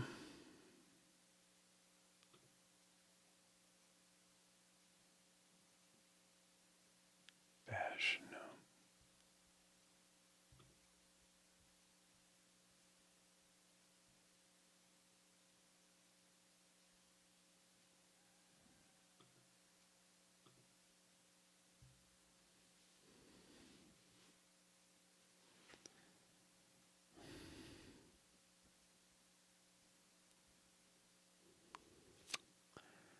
This is closer. That's C.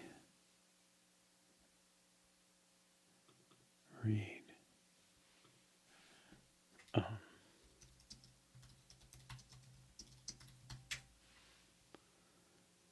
Yeah, if we can get it all hooked up. Okay, this is read here. I want to know how read is implemented. Okay. Yeah, we want binary mode. We have to do something to get that.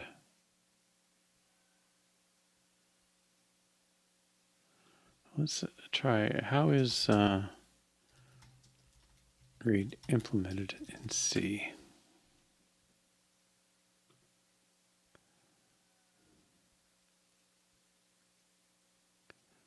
Read from FT0, yes.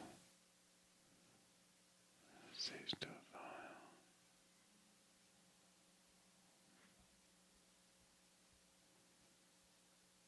Open. I don't think we need open.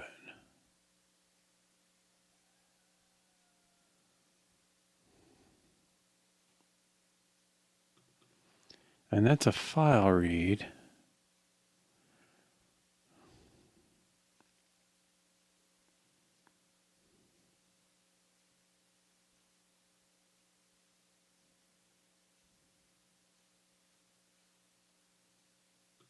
Yeah, this is not quite what I'm after.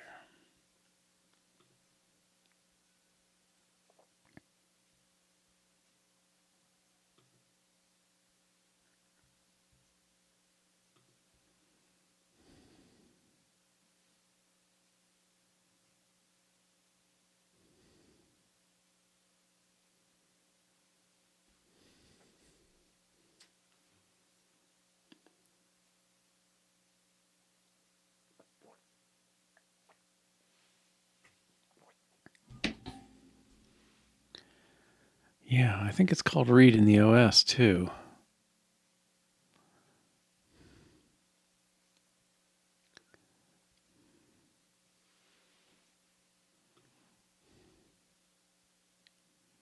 This may be more like it. No?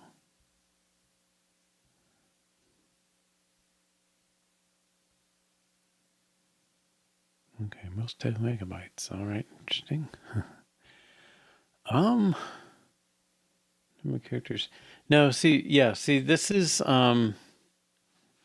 That's at the C level. The actual stuff going on at the Unix level is going to be a level down from there. Is where I'd like to be. Again, I've been trying to avoid pulling in the C libraries because it's, well, it's not really needed. Okay, did we look here? Read file, write file, open file. Yeah, see, this is read. You give it a file descriptor. You tell it where to put it. That's our load address. You put the length in and then do a read. But move RAX. I'm not sure what RAX is. This may be the other thing is the system calls are different in Mac versus Linux for complicated reasons about who did what when. Like, oh, and they both want to say we're standard. Right, but this, I don't know where this constant comes from. Oh, he's including it. Right.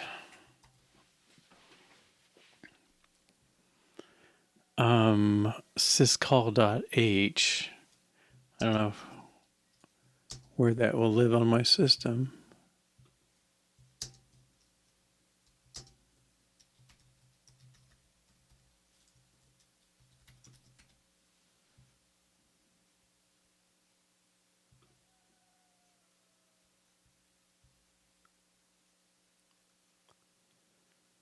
But we should find the documentation for sysread somewhere.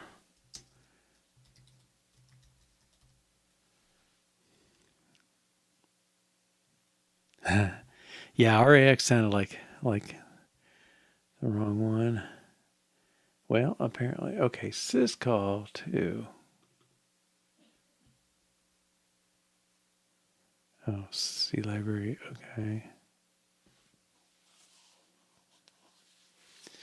Right. Yeah, this is we're kind of trying to implement our own syscall in a way. Now they're not going to tell us, oh, ARM, I don't know, 64, service 0. Yeah, okay, that's good. We kind of know that.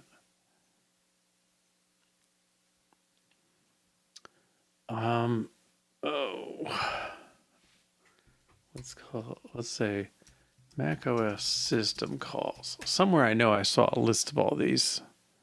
Is this it? Yeah. Is this called an H?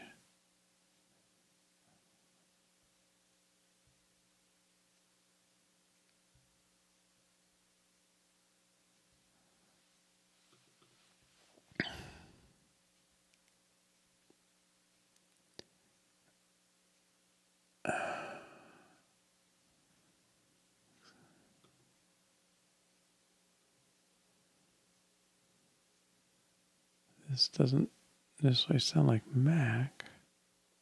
Well, we can tell.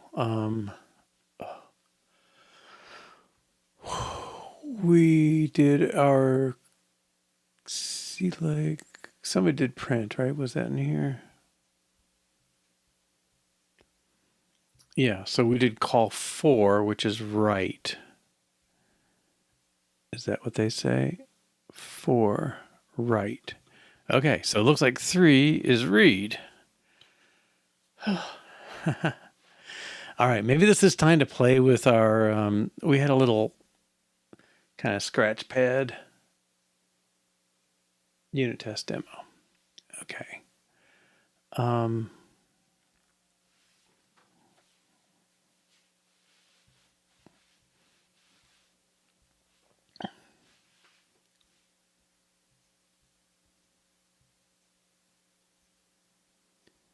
Well, let me go in the data segment. Okay, so data dot, well, you go to label, input buffer. And let's give it a fill. 10, 8, 0. So 10 words of 0. 80 bytes. And then our test, let's, we got to get F, where'd it go?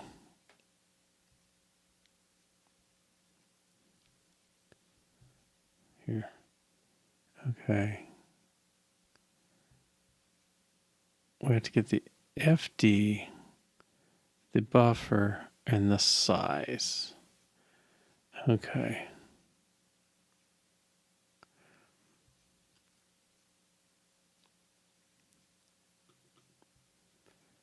All right. So, oh, we had something else that said what you had to do. Was that in here? No. Well, we know it's 3. Okay. I'm just going to write it down somewhere.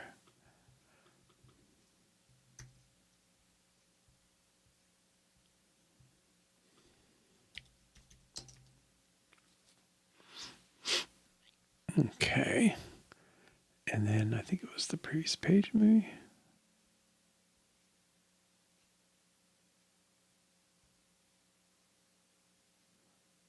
Yeah.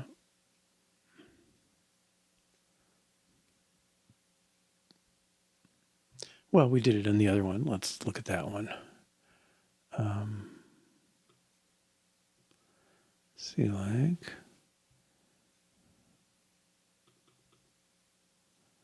Get 6, 0. First argument's FD. Okay. File descriptor 0, standard. Oh, is it 1's input? No, 0's input. 0's input, 1's output, 2 is error. So we'll read from the F0. X28 is X0. That's the string we want to print. So that's the buffer. Load address. X1 gets L input buffer. X16 gets 3 read. And SVZ0 calls it. Okay. So I'm saying read one thing, and then we come back.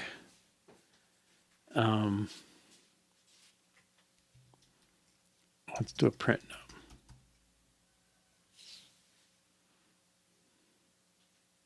num. Okay, we can break there.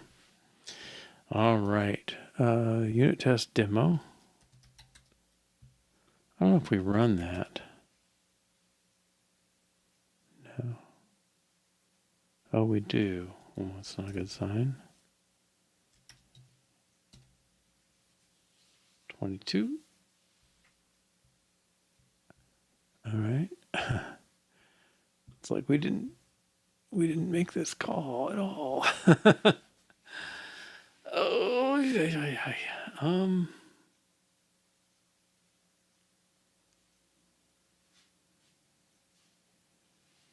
print num.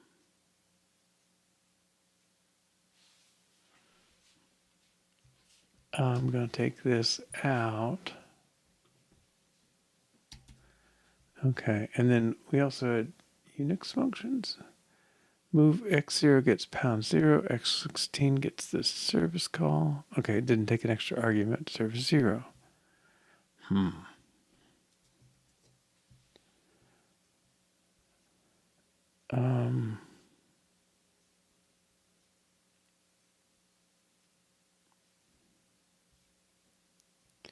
All right, so all I'm calling is this, read from this thing. And then let's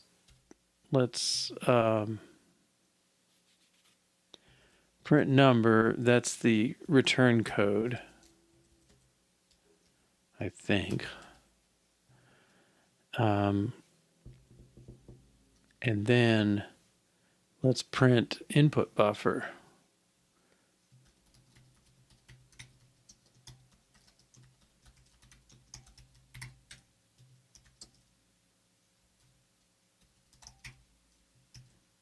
Okay, so I mean, it's starting out all zeros. If we read a character, it should.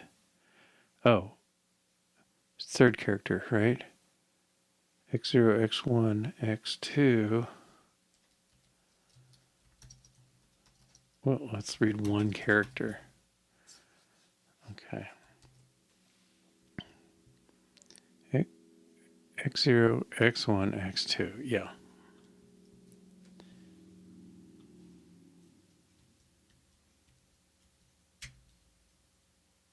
Huh. I don't know how it. Okay, what did it do? Let's just try this.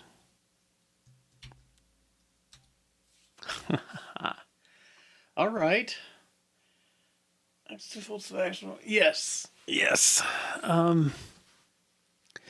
Now I don't know. Well, maybe our version 1 doesn't care, but if if you were to, like, this is automatically echoing, right? So that's a little weird. Like, if you hit a delete key, what happens? I don't know. Y delete X becomes X. So we apparently have the line editing in place already. Wow. Well, let's do 100. And then the maximum is 100. Well, it's really 99.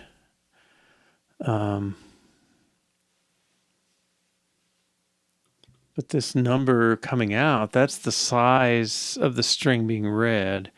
It didn't include the return key in any way, which is interesting. Okay. But I think I should get my line of text.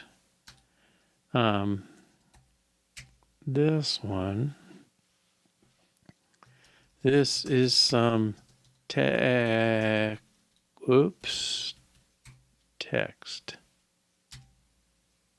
Ha. And I assume that's number of characters: 4, 8, 12, 16, 17, and then 18 is the null line? Null character? Oh no, it's the new line. Okay. Yeah, return seems to be the trigger. Cause okay, let's do it twice in a row.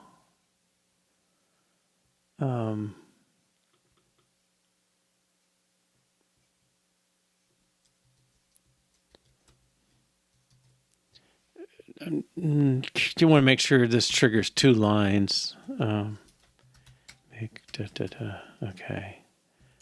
./unit test demo. I think maybe ./unit test demo should be like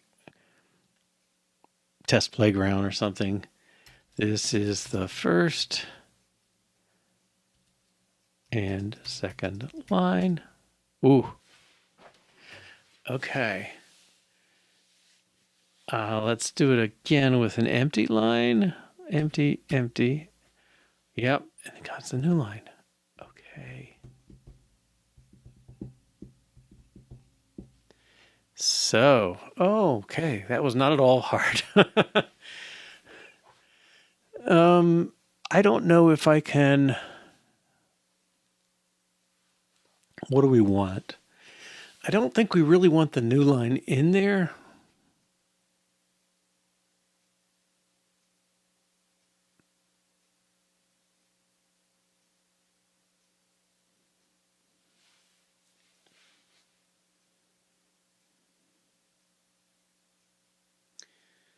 So, okay,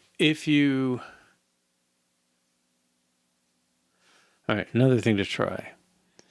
Let's run this. I'm going to hit Control C. It exits. Run this. Hit Control D, which is usually treated as end of input. Nothing. Interesting. A D. Nothing. Maybe I'll do it again. Control D. What's that D?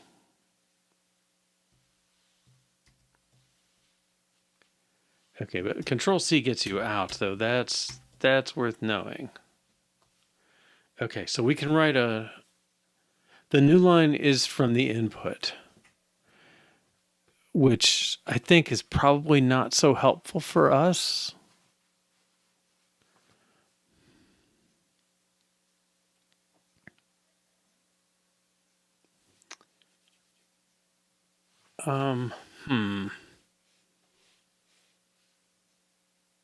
But in a way, like, I mean, this is kind of low level, but if I took a string with a new line on the end and I deleted the last character, I kind of get my \0 for free. Yeah.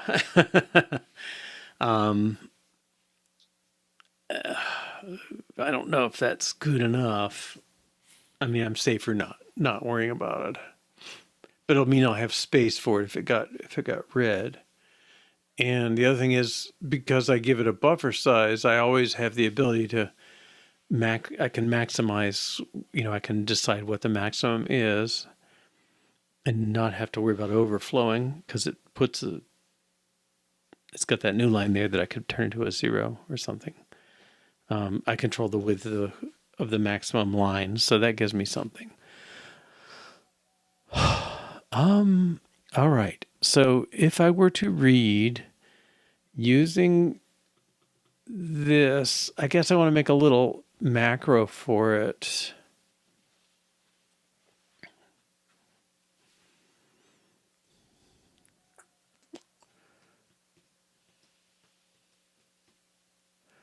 Yeah. Now, I could imagine some application where we wanted to control the characters as they were typed in. We would read one at a time. And if we saw a if we saw a delete key, we would move or buffer back one and stuff like that. But they've already done that for us in the terminal. The advantage if we did it was we would turn off the echo and we would control the output. So if we wanted to uppercase everything as we read it or lowercase it or whatever, we would control that. But I kind of don't care. I mean, this is good enough for me for now. Whatever you type gets typed. And I don't think I think that's good. All right. What will help us? I mean, there's something to this. If you gave me a buffer and a maximum size, I would call read for you. Although I don't know, maybe give me the file descriptor, the buffer, and actual size. Yeah, that's kind of something. Okay, so let's make one. Macro Unix read. It's going to take the file descriptor. That's a pretty standard abbreviation for that.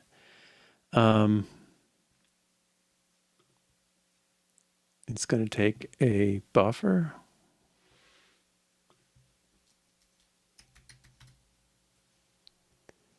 And it's going to take a count.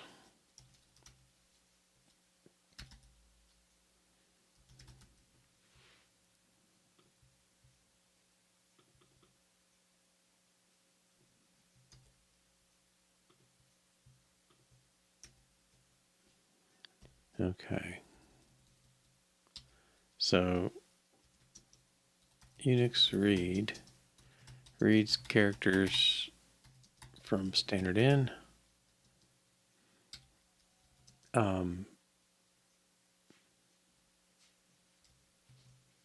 Arguments. FD is a pound constant. Read characters from. I guess read characters enough equals file descriptor. 0 equals standard in.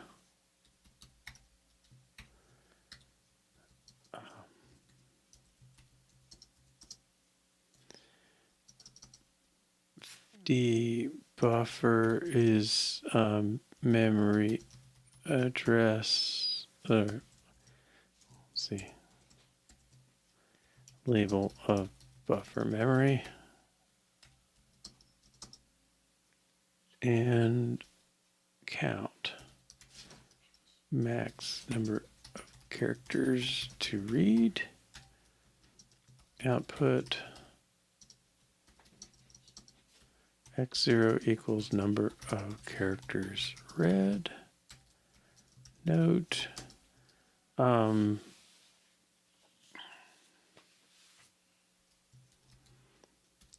if read from a, well, I think it's probably true regardless, includes as the last character when read from a terminal. All right, we don't know what it does in other cases. This is FD. This is buffer. This is count.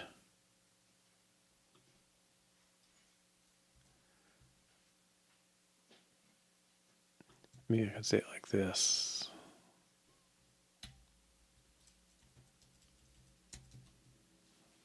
Count. Okay. True. We could make that thing do that. Might be good. Might. Yeah, well, that might be an easy step. Okay. FD. Oh, it modifies x0 through x1, x2, and x16. Okay, I think that's enough to help. Let's try and turn this into a Unix read. Unix read #0 L input buffer and 99.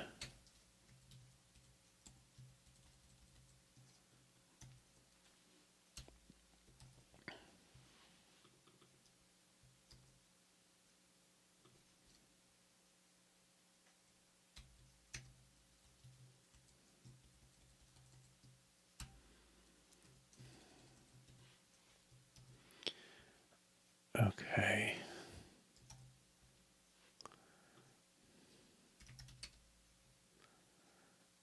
Whoops. X0.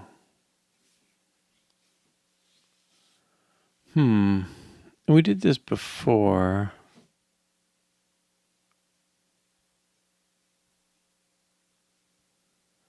Maybe I just have to put the pounds in the macro.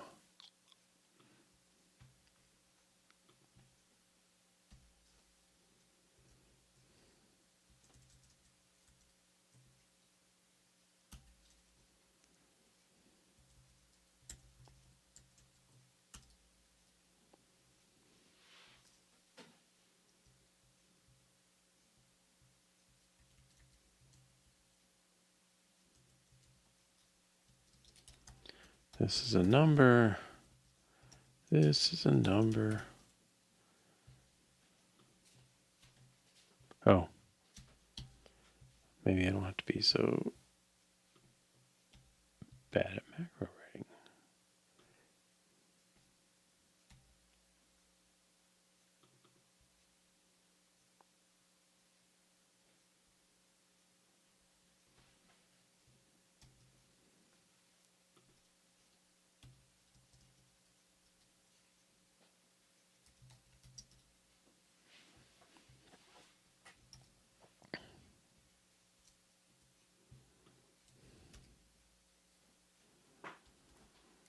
Okay, and then I'll get that out and make it more of a playground. Okay, line 1, second. 3, 2D, E1. I think that's something else.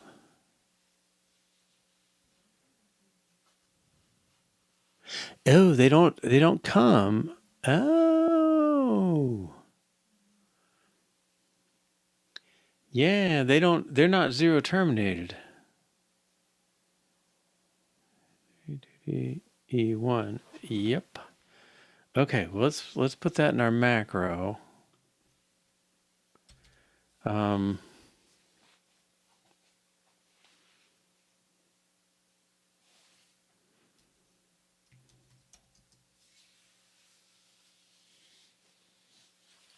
oh, do I have to?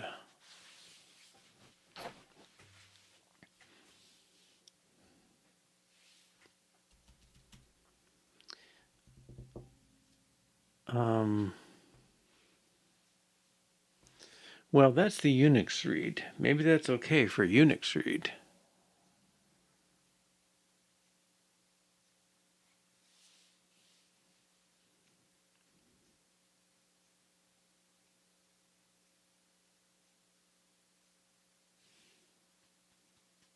Yeah, it should not get cleared. I mean, it's telling us I returned these many characters. It does not create C strings, right? So the first one works because I zero filled the buffer and I was just overwriting the front of it. The second one doesn't because now we're replacing LIN with 2D new line. So the third LIN get replaced and E1 is still there. Okay. But maybe I don't have to call it Unix read. I don't know.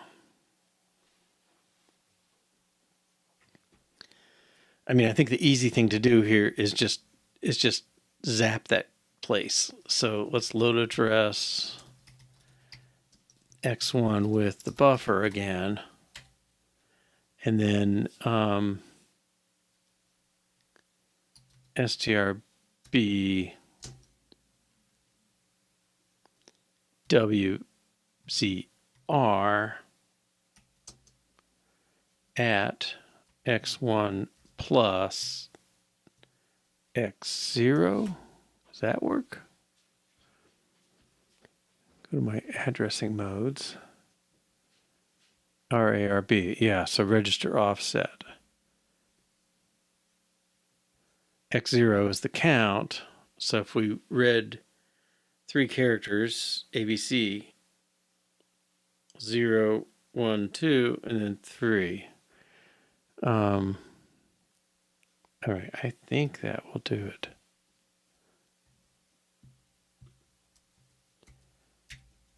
Meg. I'm going to get this out of this default one in a minute here too. Okay. What did I say? Line 1, second, right. Okay, so 2D new line. Line 1, new line. And then that's coming from our test stuff. Okay. I believe we'll edit make file. Okay, so I think what I want to do is say playground depends on unit test demo.out, and you just dot unit test demo.out. It knows make files a little better. That's nice. Okay, and I'm going to take that out of here.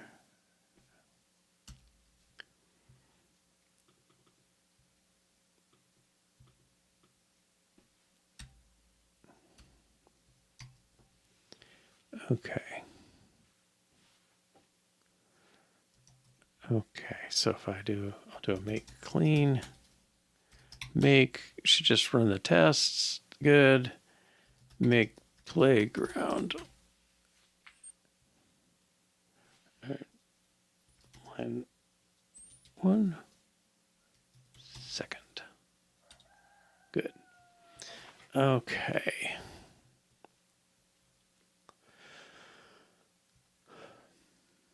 Yeah, I was thrown off. I thought we didn't need a break because this said 3:32, but I didn't notice this was talking about a week ago. Okay, we're kind of at a good stopping point. I would say we are. Okay, so let's commit this. Added Unix read, updated unit test